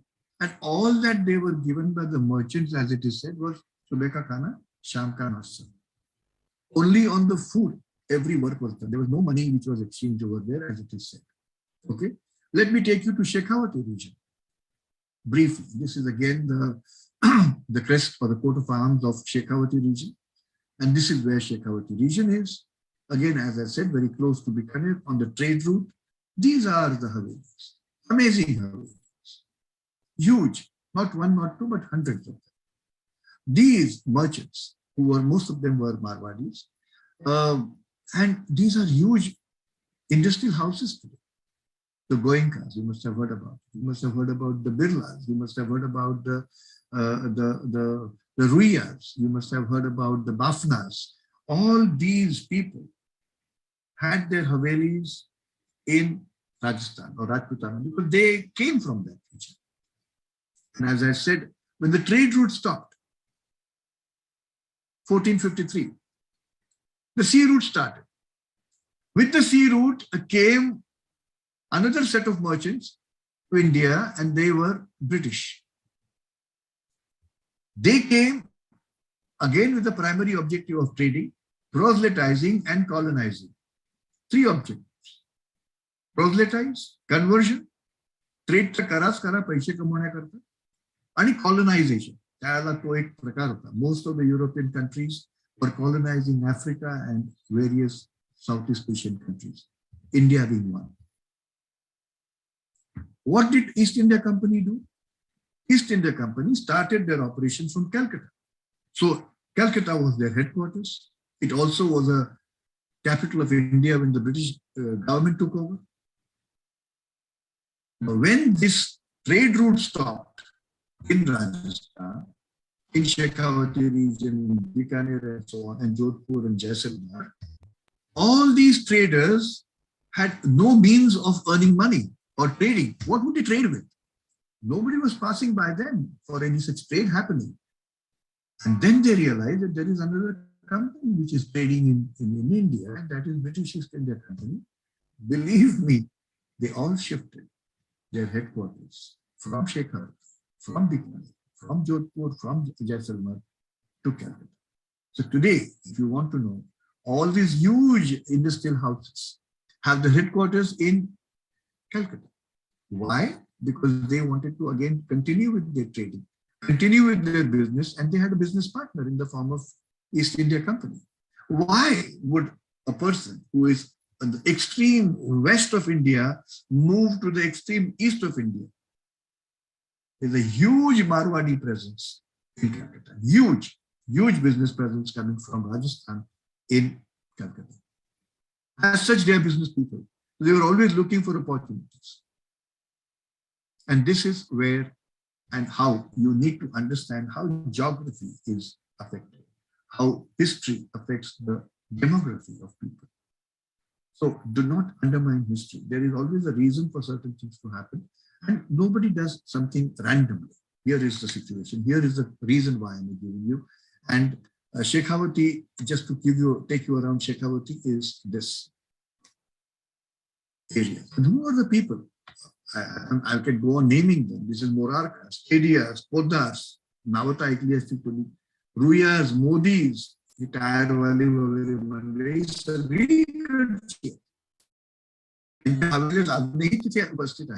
some of them are completely in a dilapidated position. Some of them are where they have converted them into hotels, and some of them are just exhibits. There is a French couple which has taken over a couple of Havelis and they have converted them into the original form. And you must go to these places. Next time you are in India, I would not want you to come to Mumbai or Pune, which is where the place of your relatives would be. I want you to go there and then go to your relatives, because otherwise, everybody has their own priorities. Jaisalmer.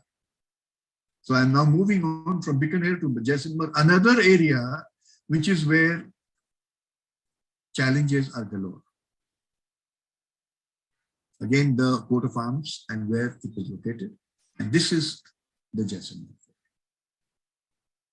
तुम्ही बघत बसाल असा हा fort.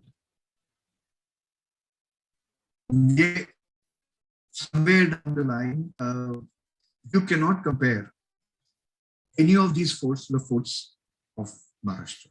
You cannot compare. The opulence, the size and the shape is fantastically big. Every fort has its own importance. I'm not undermining the forts here or anywhere in south of India. But somewhere you would realize that because there was a kind of peace and tranquility for a period of time from the clutches of Mughals and British, the rulers of these small principalities, 22 of them, flourished and they could make these opulent facades. That's one very basic reason behind all these things. Whereas here, the struggle was on 24/7.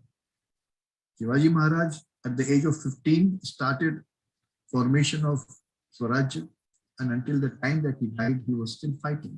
There was no time for him for any luxury or any lavish living.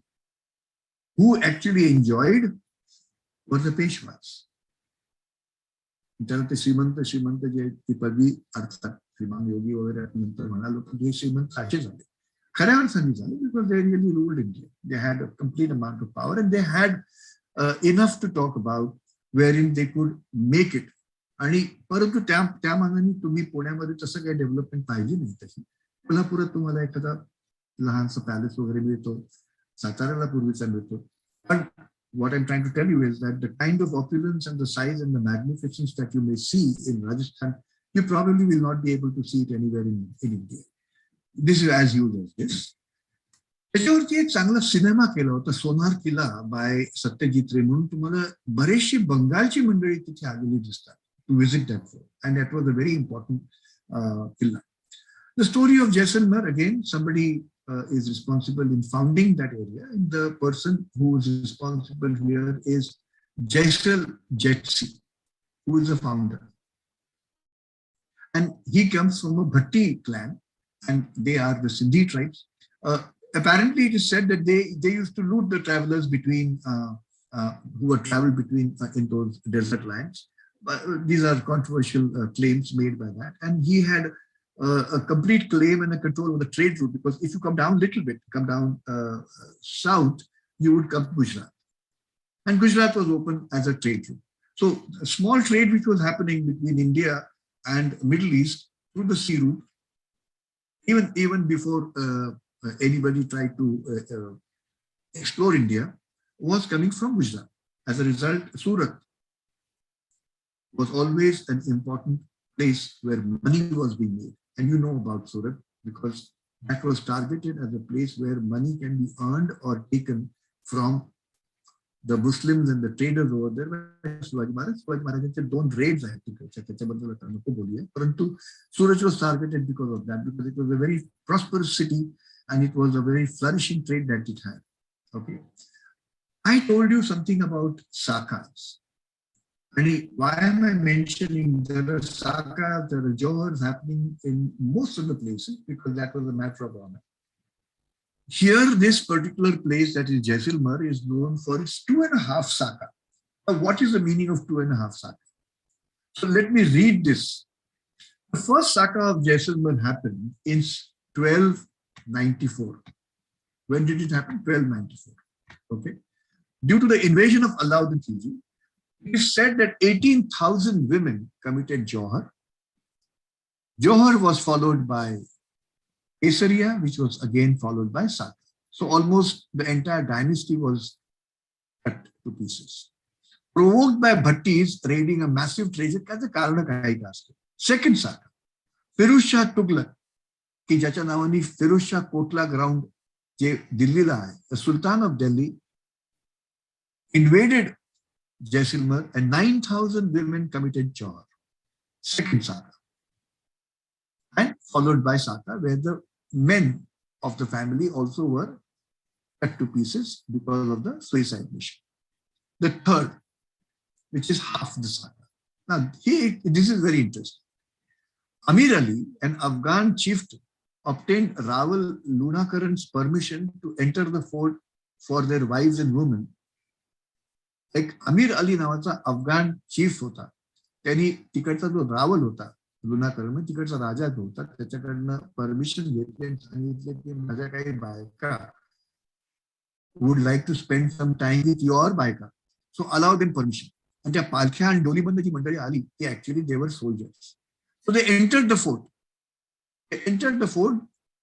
Lunakaran, Rawal Lunakaran allowed this entire entourage to enter the fort, not knowing that sitting inside were the soldiers. And when they got inside the soldiers, they started their job of killing and massacring the people over there. So Bhattis, who were the rulers of that area, I mean of that fort, had no time to prepare for Johar. Johar करता जो ते ceremonies लागतात किंवा somebody to lead वगैरे करण्याकरता त्यांच्याकडे वेळ नव्हता. But it was very important for them to save the honor of the women. So what did they do? They cut the pieces, the women to pieces. म्हणजे स्वतःच्याच बायकांनाच मारून टाकले. And as luck would have it, सगळ्या बायकांची त्यांनी कत्तल केली, स्वतःच्याच बायकांची, म्हणजे अब्रू वाचवण्याकरता. And as luck would have it, Lunakaran's forces could overpower the Amir Ali's forces and they won. म्हणजे साकाची वेळच नाही. साका करण्याकरता जेव्हा गेले तर the result was completely different. As a result of which they actually lost all their wives, but Saka was not committed. As a result, why it is known as 2.5 Saka is because Saka did not get completed. By fortunately they could get. So when somebody says 3 Sakas in Chikod and 2.5 Sakas, it's a कारण आणि त्याची गोष्ट ही अशी. Okay. I was there in Jaisalmer and I visited the not the golf course, but polo ground of Jaisalmer. There's a palace next to it, and the polo ground has चांगल्या प्रकारचे तंबू वगैरे लावून त्यांनी छान खाण्यापिण्याची सोय केलेली आहे. I was sitting there. I must tell you some story there. I was sitting there and I was having a beer. I was alone. I had a driver with me, and suddenly the people who were serving us stopped the service. They all bowed down, hukum. And I could realize the young man who walked into that area, the waiters and the people who were serving us, they suddenly stopped the service and they looked up to him. The moment he walked past, they started the service again. So I asked one of the waiters, Baba, kaun hai? That's when he told me he is the Maharaja of Jaisalmer. Not knowing that Maharaja was having a drink next to me on my next table. So I thought I should take a photograph with him. So this is my photograph with the Maharaja, the 44th Maharaja of Jaisalmer. I have I've just taken a lighter side of it because I happen to be a part and parcel of Dewas Principality, which is close to Indore. So the caption says, Diwan Prince J, that is me, Jhankar of Dewas, made with Maharpal Chaitanya, son of late Raja Bharat Singh at the polo ground. He has been coronated as the 44th king of Jaisalmer. So actually, I had a tete with him for a short time. Not that I had a long meeting with him or anything, but he did ask me for a drink if I wanted to share with him, which I denied very politely. And this is his ceremonial address. I did not find him in this. What I found him was a very normally dressed up person as a young man. He must be not more than 40 as I see it. Now I'm taking you to various other areas of Jaisalmer, which is the Patwaon ki Haveli. Patwaon ki Haveli. Who are the Patwas? Patwas were the people who traded in brocade. म्हणजे शिवणकाम करून किंवा विणकाम करून precious stones टाकून तुम्ही आता म्हणजे बायकांना त्याची जास्त माहिती असते the kind of embroidery that goes into it with precious stones. तो पटवा ही जी जमात आहे किंवा ही जी कम्युनिटी आहे that is a vocation by itself. त्यांची एक लहानशी कॉलनी आहे 5 मोठ्या हवेलींची. अतिशय सुंदर अशी कॉलनी आहे 5 हवेलीची. परंतु जैसलमेर भर अशा हवेल्या आहेत इकडे इकडे पसरलेल्या. They are not as big or as many as you find it in Shekhawati or you find it in Bikaner, but enough to say that these are very, very huge havelis. Have a look. this is an area in Jaisalmer which is known as Patwaon ki Haveli or Patwaon ki Haveliyan. You can call it as a colony of Patwas. And who are the Patwas? Patwas are the one who would thread various precious stones, semi-precious stones, pearls, and make a chain out of it or make a mala out of it.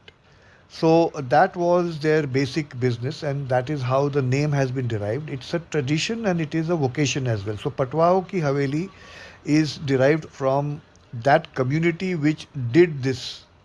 Well, anyway, how did they earn money? Because the kind of Haveli that you see is something which you cannot even imagine.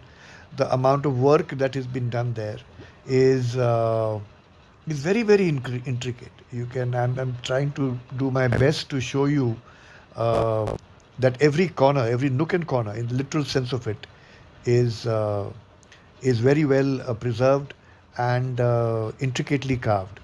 So they used to import skillful laborers and artisans from Jaipur and Kumhar community and would do the needful. So this is the Patwaon ki Haveli. अतिशय सुंदर अशी ती अशा havelis आहेत तिकडे.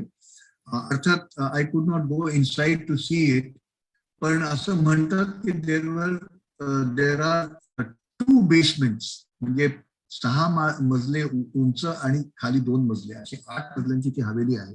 आपल्याकडे आता अमेरिकेत वगैरे त्यांच्याकडे एक बेसमेंट असतो सगळ्यांकडे, पण ह्यांच्याकडे 2 बेसमेंट होते असं ते म्हणतात. आणि अर्थात आय कुड गो इनसाइड. दुसरी गोष्ट अशी की तिकडचे बरेचसे जे काही गड आहेत किंवा फोर्ट्स आहेत त्याच्यामध्ये ह्यांची अख्खी वसाहत राहतात, म्हणजे अख्खं शहर त्याच्या आत असायचं. against which you may find a very small number of people in the forts of in Maharashtra, आणि त्याच्या आजूबाजूला गावं असायची. परंतु आणि आपले जे सगळे काही गड आणि किल्ले जे आहेत ते सगळे उंचावरती आहेत आणि सह्याद्रीवरती असे हजारो फूट उंचीवरती आहेत. त्यामुळे रोजचं ते येणं जाणं कदाचित ते नसेल जमत, म्हणून काय होय असेल, I have no idea on that count. But इकडच्या सगळ्या गड किल्ल्यांमध्ये मला, बऱ्याचशा गड किल्ल्यांमध्ये मला रेग्युलर टाउनशिप्स मिळाले. म्हणजे जयसिलमरचा हा जो गड आहे ज्याच्याबद्दल मी आता मगाशी तुम्हाला म्हणालो, आणि खाली आल्यावरती तुम्ही या शहरात येता लहानशा आणि त्याच्यामध्ये तुम्हाला हवेल्या बघायला मिळतात. पण जयसिलमर फोर्टच्या आतमध्ये जे मला दिसतंय त्याच्याबद्दलची थोडीशी कल्पना तुम्हाला मिळेल.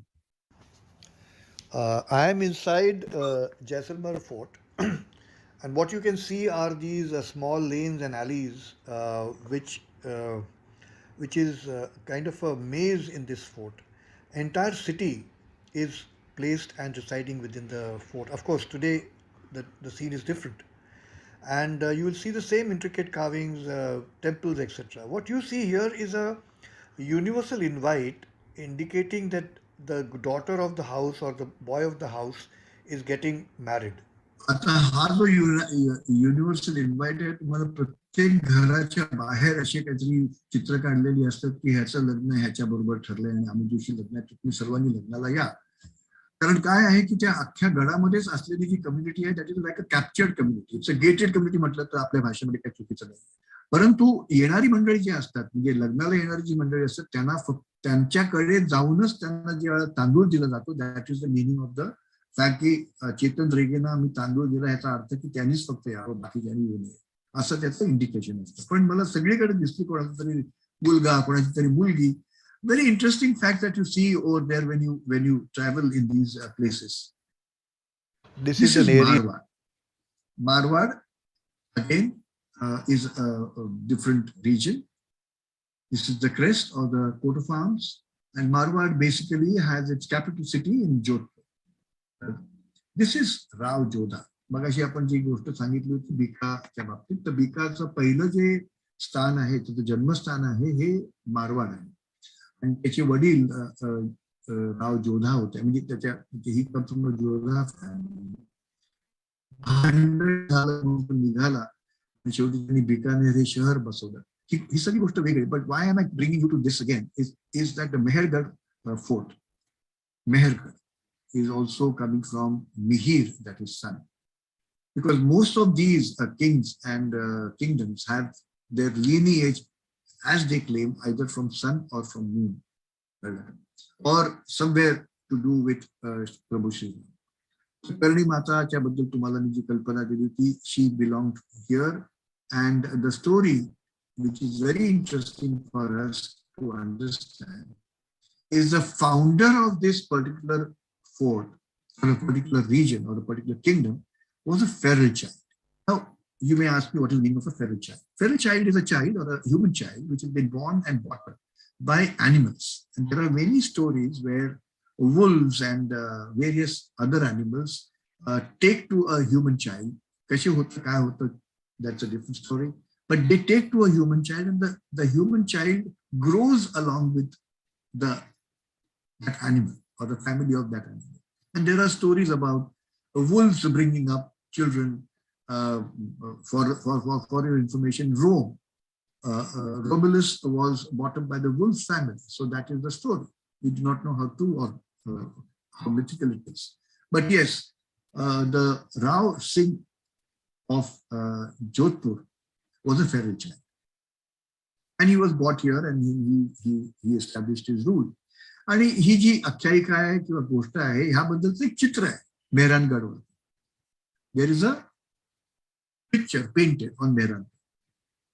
And as luck, and त्याच्यामध्ये त्यांनी असं काहीतरी depiction केलंय की the feral child here in this case was brought up by the alliance and not by wolves or any other such. So he was brought up by lions, and that kind of a picture is there in the Mehrangarh fort.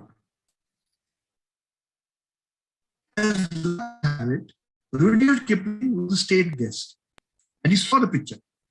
And when he inquired about this picture, he was given to understand and told about what is the meaning of feral child and how does the founder of this area or the founder of this kingdom made a presence.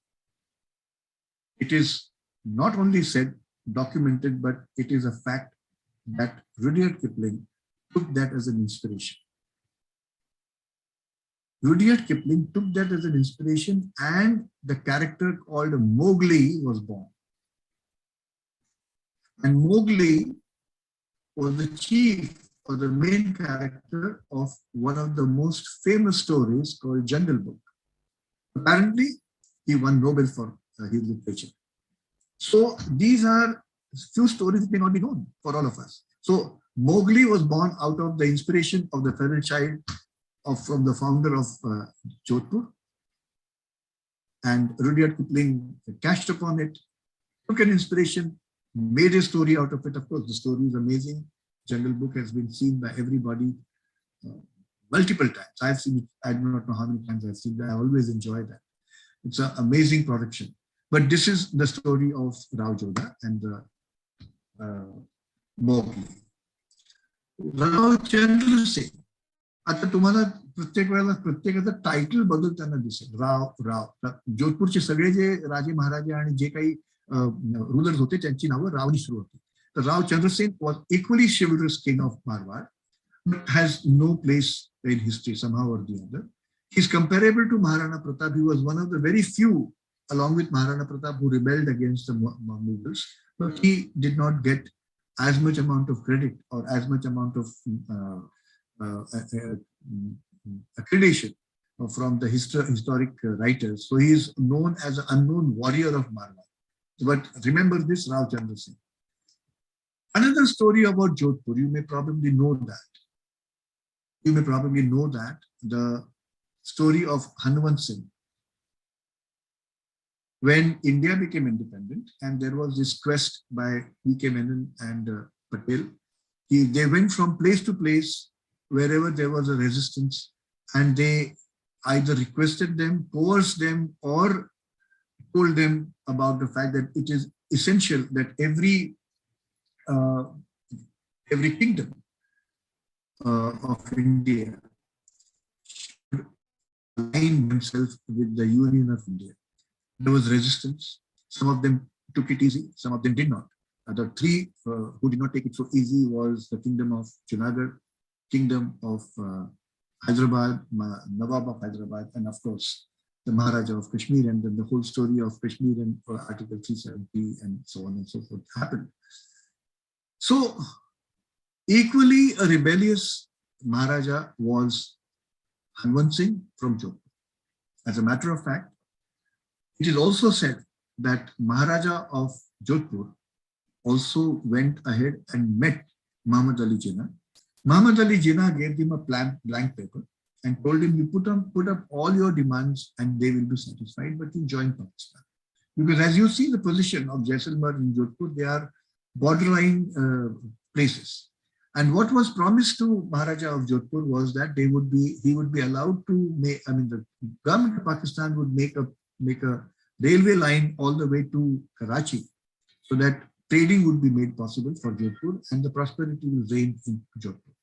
And well, anyway, he asked for some time, and that really irked Muhammad Ali Jinnah. He never went back on the whole story.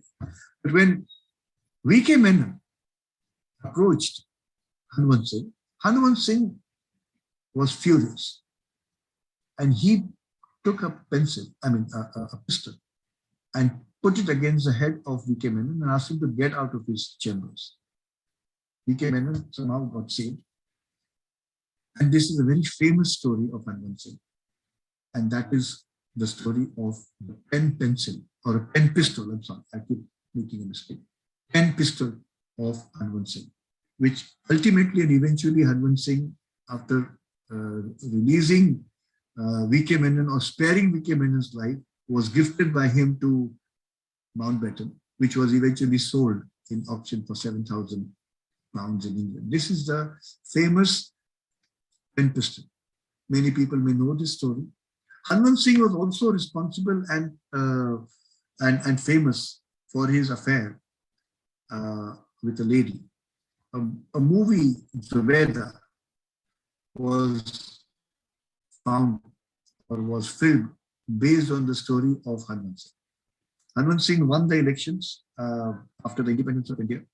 And when he was returning back to celebrate, his plane crashed. That's a very, very famous story and a tragedy as such. And along with him, Zubeda also died. The main Maharani and Zubeda, there's a clash between main Maharani and Zubeda. And it is shot in Jodhpur.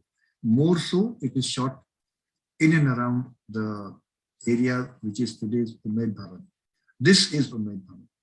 This is Umaid Bhavan in Jodhpur. Huge palace. Huge palace. तुम्हाला कल्पनाच करता येणार नाही की एक कुटुंब अशा एवढ्या मोठ्या घरात राहू शकतं. Umaid Bhawan, one of the largest stately places in the world. Today it is divided into a Taj Hotel.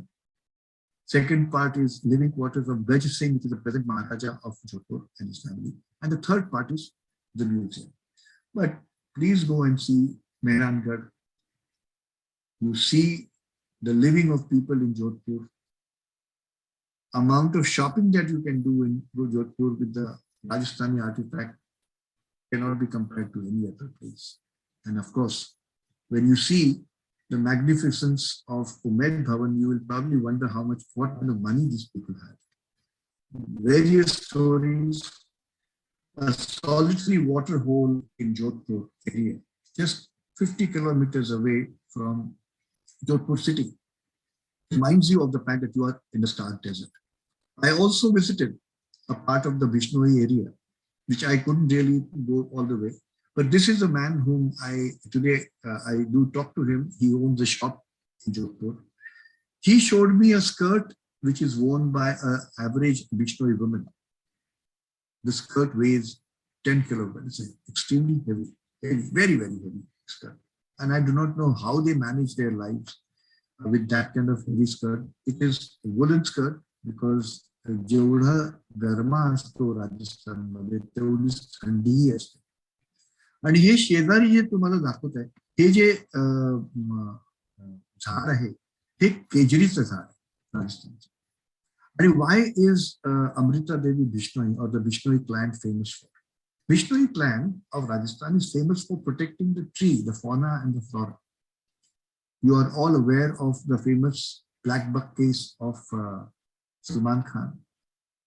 And when he killed the black buck in this area, and when he was trying to get back, these were the Bishnoi tribals who actually arrested him and handed him over to the police because they are fierce tribals who want to protect the fauna and the flora. One such flora is the Kejri tree. आणि असं म्हटलं जातं की जोधपूरच्या राजाला काही लाकडाची गरज होती आणि त्यांनी त्याच्या काही सैनिकांना पाठवलं आणि सांगितलं की तुम्ही लाकडं तोडून आणा तिकडे. आणि हे एकदम रोबस्ट झाड आहे तिकडे. आणि when they went to cut the tree, Amrita Devi Bishnoi त्या क्लायंटची एक बाई होती. She embraced the tree, did not allow the soldiers to cut the tree. But as the power always prevailed, they not only cut the tree, but they killed her to cut the tree. Because she wouldn't relent. तिथं ते आत्मदहन पाहून बाकीच्या ज्या बायका होत्या त्यांनी देखील प्रत्येक झाडांना मिठ्या मारून स्वतःची आहुती दिली. आणि असं म्हणतात की 362 बिश्नोई बायकांचं सॅक्रिफाईस त्या लहानच्या एका गावामध्ये झालं. And that is how Bishnoi has come to prominence and they know and people know them by the sacrifice that they have conducted for saving the nature in that desert land. So the Kejri trees are very famous. They're the desert tree. And म्हणूनच the Marustal, which is what we know of, this is the sunrise of the desert and that is the sunset of the desert. I would like to just end it with a small couplet which says, Jimo bajre ji roti. म्हणजे come and have the bajre ki roti. कारण साध आहे, सुख असतं. और सांगरी जो झाड, आणि सांगरी म्हणजे त्या केजरीवरनं निघालेला जो काही लहानशी एक भाग असतो त्याचा की याचं ते भाजी केली जाते. रंगीलो मारो Rajasthan, because it is so dark, because it is so dry that the only ray of positivity that is brought about in Rajasthan and Rajputana is a color.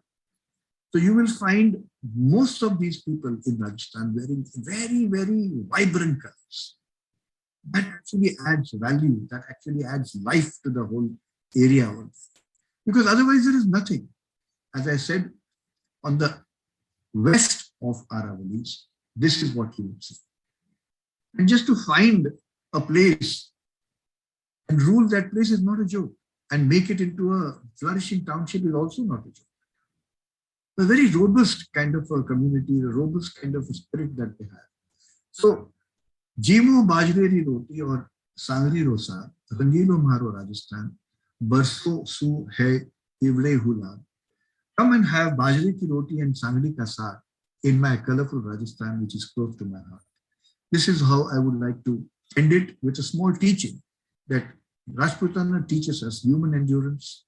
It definitely teaches us what is the meaning of pride and sacrifice. It definitely teaches us what is the meaning of pride and sacrifice and self-esteem. It also teaches us art and hospitality. Rajasthani hospitality cannot be compared. I've seen enough amount of communities, but Rajasthani hospitality, I would say, cannot be compared. They only teach you to see the best in the worst. With this, I would like to say Gani Khamma. That is, thank you very much. Namaskar. If there are any questions, more than welcome to field. Thank you. Great job. Yes. Are there anything? बोला. रंगीलो म्हारो राजस्थान फार खरंच खूप सुंदर. म्हणजे brief history of Rajasthan म्हणून हा जो आजचा व्हिडिओ झालेला आहे ना आपला झंकारजी, मार्वलस झालेला आहे एकदम. म्हणजे if somebody wants to really understand the glory of India and Rajasthan takes the chest part of it, and which took really the blows at his chest to protect us. And not just their bravery, but sacrifice, आर्टचा जो part तुम्ही इतका सुंदर cover केला, त्याचे झूम्ड videos आणि extremely I am big fan of Rajasthani art. I see Gurjars and Rajasthan have nailed it. really, I mean, whenever we visit such temples and havelis, like I was Absolutely. praising about a movie recently, but several movies have covered it very well. आणि amazing art, म्हणजे अनमॅच्ड beauty, Absolutely. की इंडियाने पूर्ण pride धरावं अशा प्रकारचं art आहे आणि extremely beautiful. Plus तुम्ही नंतरचे जे कव्हर केले, आता जव्हारचा जो भाग ऐकला की चर्र करून काटा येतो अंगावरती, म्हणजे आपल्याला खरंच वाटायला लागतं की वी मिस समथिंग, आणि त्रास होतो त्याचा ऐकताना. Correct. नंतरच्या सुद्धा अनेक गोष्टी तुम्ही जोधपूरच्या गोष्टी आणि जैसलमेर वगैरेच्या फार इंटरेस्टिंग गोष्टी होत्या. I was surprise with Hanuwant Singh's story there. He was slightly inclined and he was like thinking about Yes, he was. going to He Pakistan. met Jinnah. He met हाँ. Jinnah. तर Jinnah म्हणजे gave him a बोला. Amazing गोष्टी तुम्ही cover केल्यात. I am so impressed with this overall Rajasthan history. Thank you so much. Really beautifully done. More than welcome. Do we have Mr. Rawat who was present yesterday? The other day? Yeah, he is there. I would like to have his comments also because. Yes, sir. I'm here. जय महाराष्ट्र, जय राजपूताना. नमस्कार रवि जी, बोलिए. हाँ जी. नहीं, बहुत बढ़िया. तो नहीं, बस ऐसा लगा कि बिल्कुल अपने बड़ों के बीच में बैठे, क्योंकि when I was a kid, I used to sit with my grandpa and my nana and dada. Okay. And this is what they were discussing, and they used to have a huge books. Okay. So while you were speaking and you were showing the pictures and all that, so this reminded me of that time. Okay. नहीं, आपसे feedback लेना जरूरी समझता हूँ, क्योंकि आप वहीं के हो. हम लोगों ने पढ़ा है और कभी कभार गए हैं, मगर आप तो वहीं के हो. हमारा काफी सारा बचपन भरतपुर में भी गया है. अच्छा. My father was posted in Bharatpur and I visited Bharatpur several times. So Bharatpur also is a known place from our point, and we have I also have been a part of Ajmer because he was also posted in Ajmer. So वहाँ का जो Mayo College है, College for the Princes and Principalities, वो is very very famous, and my father had half a mind to put me in that school. Mayo College is actually a school. It's a school right. for princes. अभी तो नहीं है वो, एक जमाने में it was a school and the college for the princes. जी. Anyway, सिंगर साहब, आपल्याला काहीतरी बोलायचं होतं. बोला. एक अनम्यूट करा पहिले. फार सुंदर तुम्ही म्हणजे भौगोलिक, ऐतिहासिक आणि ज्याला राजस्थानची महाल हवेल्या फार सुंदर माहिती दिली. सुंदर होती. फक्त मला दोडत होतं की परत तुम्ही जे नाव सांगितलं पटेल आणि बीके मेनन नाही, बीपी मेनन आहे त्यांचं नाव. बीके मेनन म्हणजे ते करेल.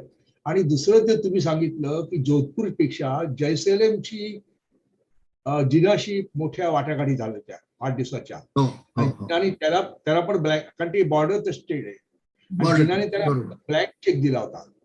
बरोबर. नुसती पैशाचं नाही, तुम्ही काही मागा. तेव्हा त्यांनी सांगितलं की हिंदूंची रक्षण करण्याची जबाबदारी माझी आहे आणि मला माझं सैन्य ठेवायला परवानगी द्या, आणि गोरक्षण. म्हणजे ह्या 3 अटी त्यांनी घातल्या, त्या वाटाघाटी विस्कटल्या. आणि मला वाटतं की त्या अटी दिवाणाने, राजा थोडा झुकत होता, पण दिवाणाने आणि इतरांचे जे प्रेशर, विशेषतः बीपी मेननचं जे प्रेशर होतं, म्हणजे बीपी मेनन तामिळ ब्युरोक्रॅट्स, पण rather than most obedient servant of the British Empire, of course he was ICS, he was patriotic भावना त्यांची आली आणि त्यांनी जे प्रेशर आणलं दोघांच्यावर. कारण ही जोधपूरची माहिती नवी होती, की जोधपूरच्या राजाची, पण मला वाटतं फ्रीडम ऑफ मिडनाईट मध्ये आहे माहिती ती. असेल शक्य. अजूनही पाकिस्तानमध्ये जो काही जैसलमेरचा भाग होता, तर अजूनही ह्या घटकेला तुम्हाला तिकडे एक लहानशी हिंदूंची राजवट, राजपूतांची राजवट पाकिस्तानमध्ये, and they are very, very politically active, and they are the representatives of Hindus of Pakistan, though they are Pakistanis. They are landed owners over there as usual, आणि ते आहेत तिकडे, त्यांच्याकडे पण राव आहेत मंडळी त्यांच्या. आणखी थोडी नवी माहिती अशी आहे, म्हणजे मला अभ्यास करताना मिळालेली माहिती अशी आहे, कराची आणि हैदराबाद, सिंध हैदराबाद, तिथे हिंदूंची मेजॉरिटी आहे. म्हणजे कराची तो ओन बाय 7 फॅमिली, आणि हैदराबाद मध्ये पण हिंदूंची, म्हणजे शिकागो मध्ये अल रैजा म्हणून ते सिंध हैदराबादचे आहे, सिंधी आहेत. ते सांगतात की त्यांची मेजॉरिटी होती, आणि त्यावेळेला ही लोक हैदराबाद आणि कराचीची लोक राजेंद्र प्रसाद आणि यांना भेटले होते की तुम्ही हैदराबाद आणि कराची भारतात घ्या. बरं. पण त्यांनी विरोध केला की नाही, आम्ही असं तर घ्यायला, शहराच्या याच्यामुळे ते घ्यायला सुरुवात केली तर अलीगड आणि दिल्ली आणि आग्रा जाईल, लखनौ जाईल. पण ही जी माहिती, तर हा जो भाग, पण बाकीची माहिती अप्रतिम. आणि हवेली तुम्ही जे सांगितली कुठलं तरी, हे मला कळलं, बाजरीची रोटी आणि दुसऱ्या कुठल्या सब्जी, सांगडी साग, सांगडी म्हणजे साग. चेतन, ती डिश महाराष्ट्र मंडळामध्ये ऑर्गनाइज करा दिवाळीला. अभी रवि रावत जी है हमारे साथ, उन्होंने आपकी मंगाना पड़ेगा वहाँ के सांगड़ी का साग मंगाना पड़ेगा. सांगरी रो साग. Sangri, by the way, is a very expensive dish. It may be a very local dish, but today it is extremely expensive. And it is and that can be had over a period of time. Just to give you another perspective to that, I have a house in Pune also. तर तिकडे आमचा एक carpenter Sutar आहे, त्याचं नावच सुतार, म्हणजे त्याचं आडनाव सुतार, कारण तो खानदानी सुतार. तो पोखरणला असतो. लोहारू म्हणून एक जागा आहे तिकडे, पोखरणला असतो. मी ज्यावेळेला जैसलमेरला जात होतो त्यावेळेला पोखरणची पाठी बघितली, मी त्याला फोटो पाठवला, म्हटलं अरे बघ मी तुझ्या गावावरून चाललोय. तर त्यांनी लगेच सांगितलं नाही काही करा, तुम्ही माझ्या गावावरती. तर ते गाव किती लांब, जवळजवळ 50 किलोमीटर आतमध्ये, म्हणजे अक्षरशः वाळवंट. आणि it's very close to the place where we had our nuclear blast for the first time. आणि तिकडे मी त्याच्या गावी गेलो, म्हटलं so I really made a trip of 100 kilometre up and down. 50 जाताना 50 येताना. तिथे फक्त दोन्ही बाजूला फक्त वाळवंट, बाकी काही नाही त्या रस्त्यावर. म्हणजे तुमची गाडी जर अडकली तर तुम्हाला कळत नाही की काय करायचं 50 किलोमीटर. आणि ते अजूनही पुढे जातं, it goes all the way to the border.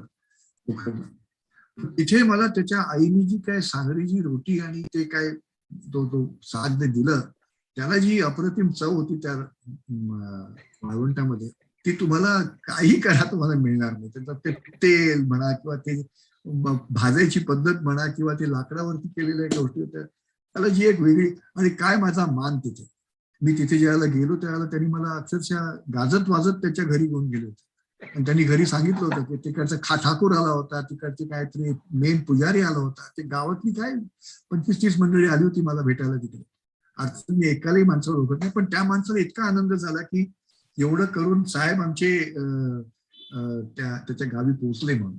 तर हे सांगायची पद्धत एवढीच की त्यांनी मला ज्या काही बारीक सारीक गोष्टी खायला दिल्या तिकडे पटकन बनवून, त्याला एक वेगळीच चव होती. तर तुम्हाला जर काय करायचं असेल सांगलीची तर रवी साहेबांना सांगा की सांगली मागवायला. दालबाटी हो, तुपाचं म्हणजे भडीमार असतो, तुफान म्हणजे पोट अक्षरशः भरून जातं. ते एक तो बाटी आणि डाळ गुड इनफ फॉर गोल्डन. इथं प्रकाश काकांना एक प्रश्न आहे किंवा कॉमेंट आहे. अच्छा, बोला प्रकाश. एक तर अप्रतिम तुमचं हे वर्णन सगळं, पण मला मेन शंका म्हणजे तुम्ही हे जे सगळं फिरलात, हे तुम्ही कोणाला गाईड होता तुमच्याबरोबर का, तुम्ही कसं अरेंज केलं? नाही, अगदी स्पष्ट सांगायचं म्हणजे ही trip was arranged along with काका शिरीष काका जे तुमच्या समोर बसले होते. In fact he was the one who arranged it and he said Jhankar माझ्या बरोबर तू ये, असं ती सुरुवात झाली. आणि ते फॉर सम रिझन कोविड पिरियडच्या कारणामुळे काय होईना, पण ही कुडंट कम. आणि somehow I took it up. आणि actually I was alone on that trip incidentally. तर जो माझा ड्रायव्हर होता तो अजूनही he is much in touch with me. आणि म्हणूनच मी तुम्हाला म्हटलं की चेतन, तुम्हाला कधी कोणालाही जायचं असेल तर शिरीष काकांचे जे काही कॉन्टॅक्ट आहेत, नाव they are a part and parcel of, I also know them equally well. They are excellent organizers of the trip. Excellent organizers. You will not miss it. It is reasonably priced. आणि सगळ्यात महत्वाचा प्रश्न जो आता प्रकाशने विचारलाय तो म्हणजे असा की तुमच्याकडे कोणी गाईड होता. They have some connects with the guides at different places. They will give you the guides. If you go to Jaisalmer, he would call for the best guide. बरं, त्याच्या किमती काय एवढ्या मोठ्या नाही, 500 ते 1000 रुपये त्या दिवसाची, 2 तासाची, 4 तासाची. पण तुम्हाला गरज एवढ्या करता मला वाटतं की प्रत्येकाने गाईड घ्यावा, कारण ते नुसतं बघून येण्यापेक्षा त्याची थोडीशी माहिती घेणं गरजेचं आहे. आणि you can discount 40% of what they tell you, no doubt about it, but at least you get to know the story. आणि if as Chetan is a voracious reader of history, James टॉडचं पुस्तक जर तुम्हाला त्याचे काही क्लिपिंग जरी मिळाले कुठे, किंवा गौरीशंकर झा यांचे काही क्लिपिंग मिळाले, because they are an authority on this area and this particular region. आणि मग नंतर बाकीच्या गोष्टी, हे प्रेझेंटेशन तुमच्याकडे घेऊनच जाणं तिकडे राजस्थानला, म्हणजे बघत बघत जा तुम्ही. आणि राहायची व्यवस्था काय केली? राहायची व्यवस्था तेच, त्याच मंडळींनी आमची राहायची व्यवस्था केली होती, त्याच मंडळींनी आमची जायची याची म्हणजे गाडीची व्यवस्था केली होती. तर राहायची व्यवस्था वर in most of the places where I stayed वर in one of the havelis और कोणाच्या तरी हेरिटेज हॉटेल्स वगैरे अशी होती. Good hotels for 2 nights. Good hotels for 2 nights. अतिशय असे प्रशस्त 5 स्टार लक्झरी मिळणार नाही तुम्हाला. रेग्युलर जेवण मिळू शकतं, चांगली चादरीवरती झोपायला मिळतं, आणि आंघोळीचा एक साफ बाथरूम मिळू शकतं तुम्हाला, वॉशरूम मिळतं. त्यामुळे I am one of the person who would like to, it's not roughing it out at all, not at all roughing it out. It is definitely a good hotel. I can definitely say between 3 and 4 star. There is nothing wrong in my making this country. हा बोल शिरीष. अरे मी आता त्या प्रकाश सिंगच्या बरोबर मी आता communication करतोय मी, आणि त्यांनी मला परत कोड दिलेला आहे डिसेंबरचा. प्रकाश जर का तुला आवड असेल तर मी तुला ती ईमेल फॉरवर्ड करीन, कारण सगळे तो अरेंज करतो. ती मी गाडी पण जयपूरला जाऊन गाडी तो देतो, आणि नंतर मग तुम्हाला आणून सोडतो उदयपूरला, आणि उदयपूरहून मग then you take the flight wherever you want to go. पण जयपूर आणि उदयपूर अशी ती 9 ठिकाणं तो देतो, आणि that I had done that. पण झंकार, आता मी डिसेंबरला येतोय ना, तर you are going to be my guide. मी गाईडला पैसे देणार. Just to, like, Prakash has asked a very good question. मी तुम्हाला थोडक्यात सांगू शकतो. मी एक अर्धा मिनिट हा मॅप बघा, तुम्हाला लगेच कळेल मी काय म्हणतो ते. हे जयपूर इकडे बघा, दिसते का तुम्हाला सगळ्यांनी जयपूर? हा. So you land here from wherever you are coming to India. तुम्ही जयपूरला उतरा. You will be driven to Bikaner, which is here. You can see this. You can see my cursor. Yes. And when you are driven through Bikaner, you are driving through Shekhawati region also. Then you go to Jaisalmer. Okay. तुम्ही जिथे राहता, इथे राहता. जैसलमेरला ते तुम्हाला आणखी वाळवंटात घेऊन जातात. And you stay for a night or 2 in the desert camp. ते मी तुम्हाला दाखवलंच नाहीये, परंतु you stay in Jaisalmer 2 nights. One in the city and 1 night in the desert camp. From there you come to Jodhpur. From there you come to Ranakpur, somewhere between Udaipur and Jodhpur. Wherever I'm showing you, you are staying there at least for a night or 2 nights, okay? And then you come to finally Udaipur, stay for 2 nights, and you take a flight back home. So it's like a round trip, completely round trip. It's a 9 days. 9 to 10 days of complete trip. And if you want to extend the journey, you can do that. And there are various other side trips also, which is up to you to take it or not to take it. That's why I thought I'll show you on the map. And Prakash, you actually get the car at your disposal, and they need minimum 2 people in the car.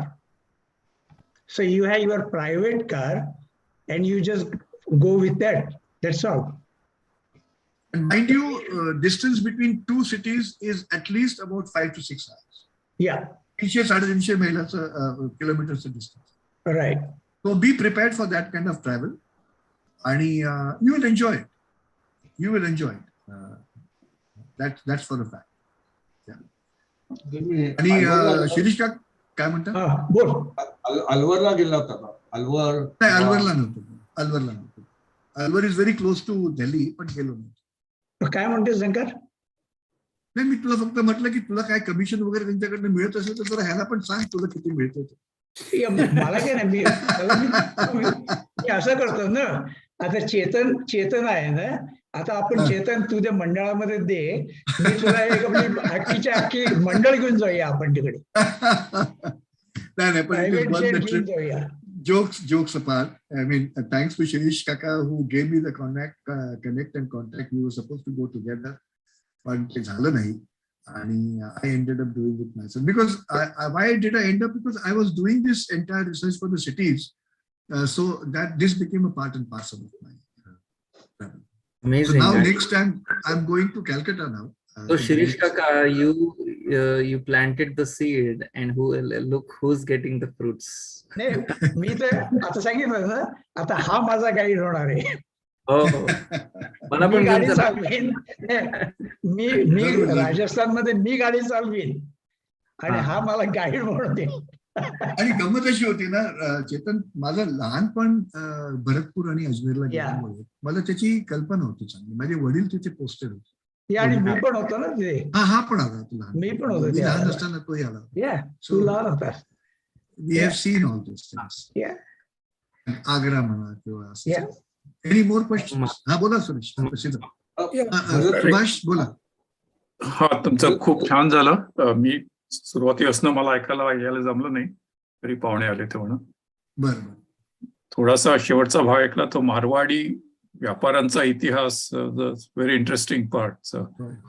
पूर्वीपासून कसा होता आणि म्हणजे मारवाडी व्यापारात का आहेत हे समजलं आता, कारण ते खूप पूर्वीपासून तोच त्यांचा पेशा आहे असं. हा, म्हणजे geography forces upon you so many things that you make it as a vocation over a period of time असं होतं. आणि एक आणखीन जस्ट एक टिडबिट कमेंट राजस्थान बद्दल मला काय माहिती आहे ती. मी आता तुम्ही म्हणालात अंतर खूप आहे या दोन शहरांमध्ये वगैरे, कारण त्याचं सध्या भारतामधली जी काही स्टेट्स आहेत, Rajasthan is the largest state area wise. मी पूर्वी उत्तर प्रदेश आपण म्हणायचो सगळ्यात मोठं आहे, पण ते स्प्लिट झालं वेगवेगळ्या स्टेट्समध्ये. त्यामुळे ते आता सगळ्यांपेक्षा आता राजस्थान सगळ्यात एरिया मोठं स्टेट आहे. आणखीन एक सॉर्ट ऑफ डुबियस डिस्टिंक्शन राजस्थानचं म्हणजे it has the lowest literacy rate in the country among all the state. But it is also sad to know that though they have official language which is Rajasthani, the official language of the state is Hindi, and unfortunately they did not protest much, and there is a kind of a movement to that effect. And it's a beautiful language. Rajasthani is a beautiful language. Little that I can understand. Yes, Chintan, bola. Yeah. तुम्ही भरतपूरला गेला होता का? भरतपूर भरतपूर जाटांचा आहे ना, जाटांचा बाबल आहे. त्याचा सूरजमल यांचा मोठा भाग आहे पानिपतच्या लढाईमध्ये, आणि त्यांचा एक किल्ला पण आहे, मी बघितलंय. आम्ही भरतपूरला माझे वडील होते त्यामुळे, आणि ते सरकारी एका चांगल्या हुद्द्यावरती असतील तर तुम्हाला बऱ्याचशा गोष्टी करून घेतल्या येतात. As a result of which I have gone to the Ghana Bird Sanctuary many times. Ghana Bird Sanctuary, which is very close to Fatehpur Sikri, is a world famous bird sanctuary where thousands and millions of birds come from various parts of the world. So that was one such highlight for Rajasthan. आणखी एक सांगू इच्छितो, sorry आणखी एक सांगू इच्छितो, तुम्ही कधी गेलात घनाला, म्हणजे तुम्ही जर आग्र्याला गेलात, I would suggest this, if you go to Agra पहा, तिकडनं थोडं पुढे गेलात की तुम्हाला फतेहपूर सिक्री बघायला मिळेल. आणखी थोडं पुढे गेलात तर तुम्हाला घाना बर्ड सँक्च्युरी बघायला. तर this is a lineup of that part of the area. तर त्या घना बर्ड सँक्च्युरीमध्ये was a entertainment area by the Surajmal family for the Britishers. Entertainment area म्हणजे शूटिंग एरिया, कारण तिकडे एरवीच पक्षी असायचे. वेगवेगळ्या जातीचे आणि वेगवेगळ्या जॉनरचे. तुम्हाला पाट्या आहेत बघायला मिळतात. पाट्या अक्षरशः कोरलेल्या पाट्या आहेत की कर्नल सो अँड सो अमुक अमुक आला अमुक अमुक दिवशी, त्याच्याबरोबर अमुक अमुक रॉयल्टी होती, आणि by the end of the day त्यांनी 4,500 पक्षी मारले. By the end of the day यांनी 5,000 पक्षी मारले. हे पाट्या आहेत तिथे. म्हणजे तुम्हाला नवल वाटेल की हा छंद, ओनली अ हॉबी और एंटरटेनमेंटच्या दृष्टीने ही मंडळी ह्या ब्रिटिशांना कसे एंटरटेन करत असत. हजारो पक्षी मारल्याचा उल्लेख तुम्ही वाचू शकता. म्हणजे त्याच्यात काय तुम्हाला, you don't have to do any research, it is there written outside the hunting lodge. हा बोला. मला जो इंटरेस्ट होता की राजस्थानमध्ये क्षत्रिय, जाट आणि शेखावत यांच्यामधली जी एक प्रकारची रायवली किंवा कॉम्पिटिशन, याबद्दल ऐकायची इच्छा होती. आणि मला ते गाणं आठवलं होतं हिंदी पिक्चर मधलं, मारो देश मारवाड, ना कोई नदिया ना पार. आणि तसं ते ये अपना राजपुताना कुठलं मला आठवेल ते ह्याच्यामधलं आहे, आओ बच्चे मध्ये. त्या 2 गाण्यामध्ये राजस्थानचं वर्णन आहे.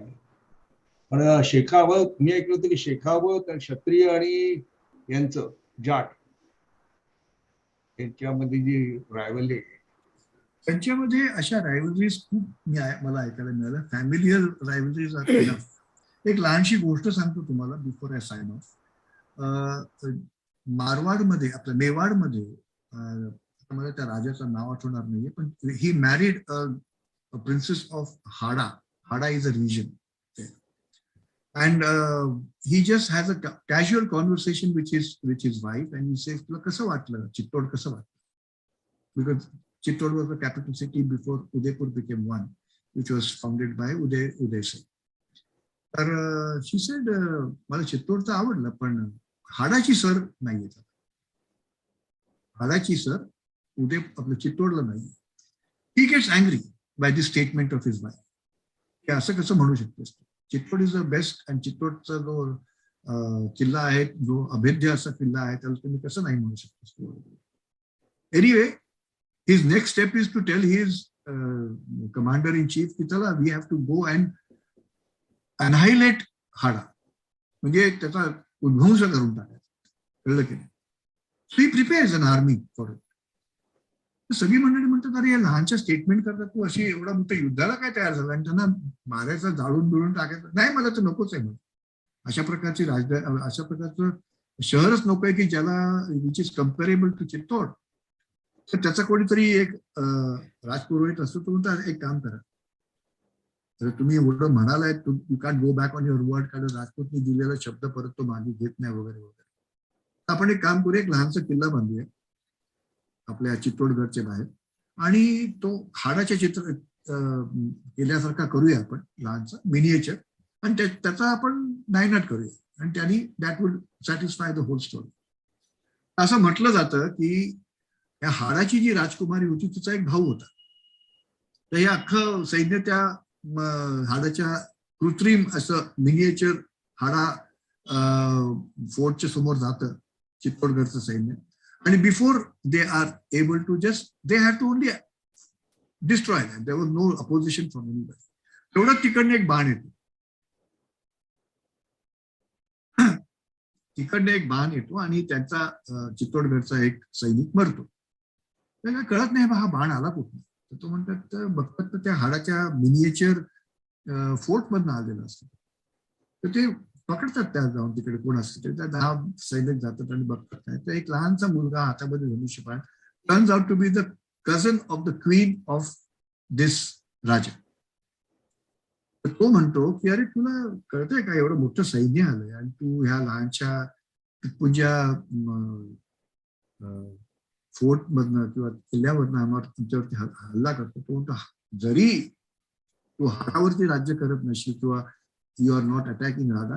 Hada is in my heart, and I cannot see Hada being destroyed by you just for nothing.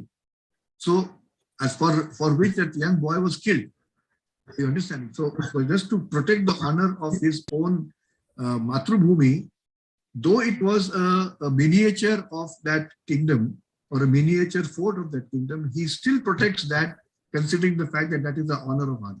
अशा भरपूर गोष्टी तुम्हाला ऐकायला मिळतात तिकडे. आणि अशा करता बारीक बारीक गोष्टींकरता लहानशा गोष्टींकरता मोठमोठी युद्ध पण झालेली आहेत त्यांच्याकडे आणि भरपूर अशा गोष्टी. म्हणजे that is where the matter of honour comes into picture. Yes Madhav, you are saying something. Yes, yeah, Jankarji, it was very beautiful. Especially I like the part of trading. For thousands of years, from that area in one of the lecture series we saw, that's how all the traders, they became a rich people, and that's why they were able to build the Havelis and all that.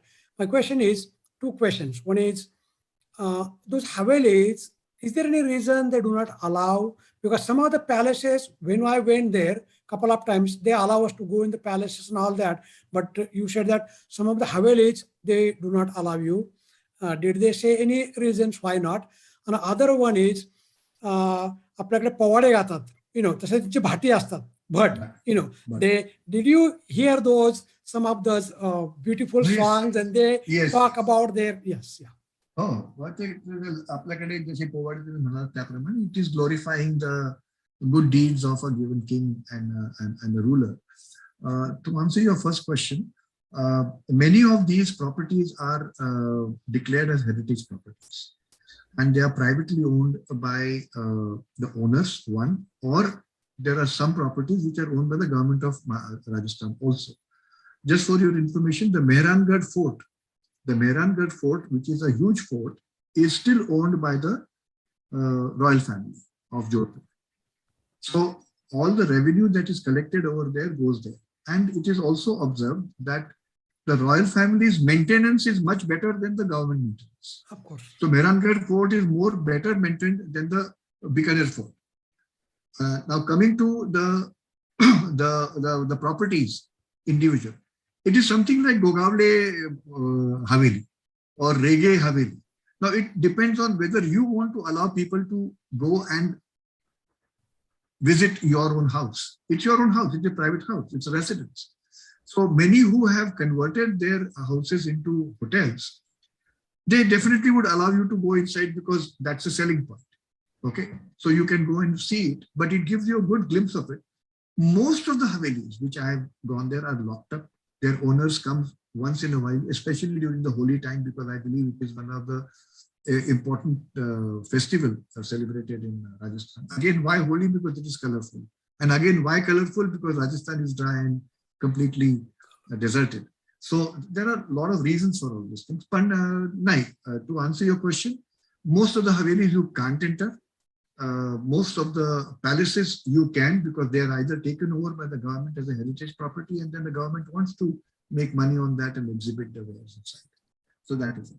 ऐकेमध्ये जाऊ शकता, पण you will not miss out on anything. Just to answer your question, Madhav, if you go there, you would have seen enough की एखाद दोन जरी बघितल्या नाहीत तुम्ही तरी काही फरक पडणार नाही तुम्हाला. हा बोला. धन्यवाद, थँक्यू. झंकारजी, एक क्वेश्चन प्रज्ञा गाडगिरीने विचारलाय. Are there any connections through marriage between Marathas and Rajputs? Not that I know of, honestly speaking. But a lot of connections after the Peshwai lost its glory when everybody became independent. So there is a connection between the Sindhes and quite a few Rajput kings. एक लहानसं connection तुम्हाला मी सांगितलं ते म्हणजे महाराणी गायत्री देवी. त्या गायकवाडच्या होत्या, म्हणजे गायकवाड घराण्यातल्या होत्या, but married to a place very close to Odisha and then married to not married to a place in this thing, but her mother was from Gaikwad family, which was married in place in near Orissa and Bengal, and then तिचं लग्न जयपूरच्या घराण्यात झालं. That is how Maharani Gayatri Devi had 3 kitchens. One was the Rajasthani kitchen, one was the Maratha kitchen, and one was the European kitchen. पण झालेले आहेत, पण एवढं ऐकूयात असं आलेलं नाही. पण आता just to answer your question, कोणाचा होता बरं हा प्रश्न?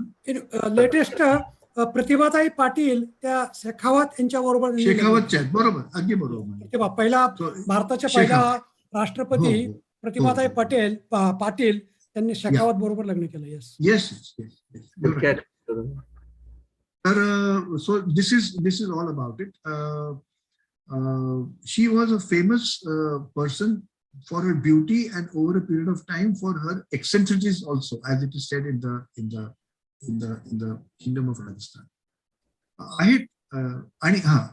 The very unsaid law today is that every royal will get married. I can tell you this because I was very closely associated with the royals of Dringantra, which is I was interested in the Jamawar shawls. Just to give you a side idea about it, Jamawar shawls, you may not know, are the handmade shawls which are made in Kashmir, and a huge scene can be weaved out of it. एवढी कला आपल्याकडे होती आणि आहे. Just for your information, the ladies in this group may probably appreciate that. The Jamawar shawls has a very typical design which त्याला कुयरी म्हणतो. ती कुयरी असते. आणि when the Jamawar industry fell, or rather was very consciously made to fall in Kashmir, parallel looms and lathes were made in a place called Paisley in England. कुयरीचं नाव आता आपण त्याला पेस्टलीच म्हटलं जातं. Though Paisley is not a paisley design.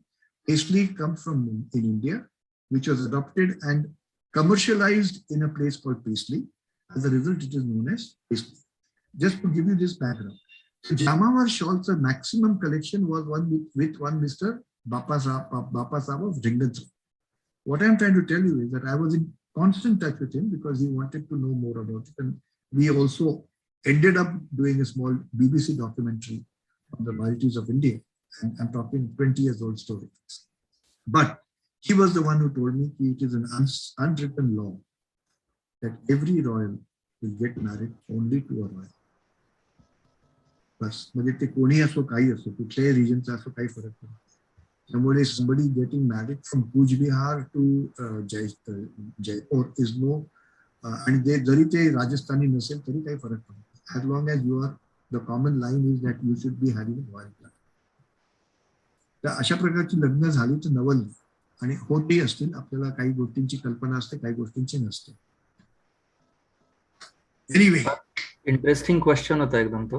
हो खरं आहे. आणि every royal only will get married to a royal. आणि त्याच्यात आणखी एक गोष्ट अशी आहे ती सांगण्यासाठी आहे, आणि ते म्हणजे लोक जास्त बोलत नाहीत. जयपूरची जी शेवटची महाराणी होती, आत्ताची आहे, जीवित आहे ती, तिचं लग्न एका लहानशा पहारेकऱ्याबरोबर झालं. आणि असं म्हणतात की त्यांनी म्हणजे of course the royal family was against it, was a love marriage, पण तो माणूस कुठे अदृश्य झाला अजून माहित नाही कोणाला. So we don't know the story in totality. And today she is single and she has a couple of children. That's it. One more question. Now, in the late 60s, Indira Gandhi abolished or stopped giving royalties to all samsthanik. सगळे राजे काय होते सगळ्यांचे त्यांनी ते बंद करून टाकलं. तर तसंच राजपूत राजांचंही त्यांनी बंद केलं. सगळ्यांचं बंद केलं. त्यामुळे आता त्यांचा सोर्स ऑफ इन्कम काय त्यांचा? नाही काहीच नाही. काय झालं होतं की जे 565 जी काही राजवटी होत्या त्याच्यातल्या काही काही राजवटी इतक्या लहान होत्या. They were about 5 square kilometres, 6 square kilometres. त्यापासून बडोद्याची राजवट फ्यू लाख स्क्वेअर किलोमीटर्स किंवा जोधपूरची वगैरे. तर त्यांना पहिल्यांदी आपण प्रिव्ही पर्स दिली होती. त्यांना जर वर्षाला पैसे मिळत असत as a part of the salary. So the salary also ranged from 450 rupees per year to few lakhs of rupees per year. That was the kind of a disparity. Anyway, even that was abolished in 1970. And the saving to the government of India, just for your information for the group, the saving for the government of India by abolishing the privy purse in 1970 was 4.5 crores only. 4.5 crores. That's the kind of saving. Of course, it was in 1970. But after which they were not given any kind of financial aid or help all that happened because of their clout in the various regions. They got into politics. Most of them got into politics, and today many people, for example, the Rajas of Devas and the Maharajas, aple Holkar म्हणा किंवा शिंदे म्हणा, everybody has gotten into politics. Somewhere down the line, they always maintained their rulership. ही पहिली गोष्ट. आणि तिसरी गोष्ट अशी की त्यांचे बरेचसे काही जे राजवाडे होते ते converted that into heritage hotels, लहान मोठे जे काय होते ते, and that's the source of their income today. There are many who were little more progressive like Gaikwads who got into industry. आता तुम्हाला बडोद्याला गेलं तर केमिकल्स मध्ये त्यांचे काही पैसे गुंतलेले आहेत, काही ऍग्रिकल्चर मध्ये गुंतलेले पैसे. Many people got in to industry also. So जे काही त्यांच्याकडे पैसे होते that they some of them have put in to good source. Some of them have really died paupers also. But they don't have it. They did not have any, and they really died paupers. One of the reason Indira गांधीने privy purses रद्द केल्या याचं 51-52च्या election मध्ये राजस्थानच्या राजाने ते भाग घेतलं आणि Congress could not get the majority. आणि मग ते आता जसं वापरतात ईडी आणि पीएसी तसं पॉवर वापरून त्यांनी ती राजस्थानमध्ये काँग्रेस गव्हर्नमेंट आणलं.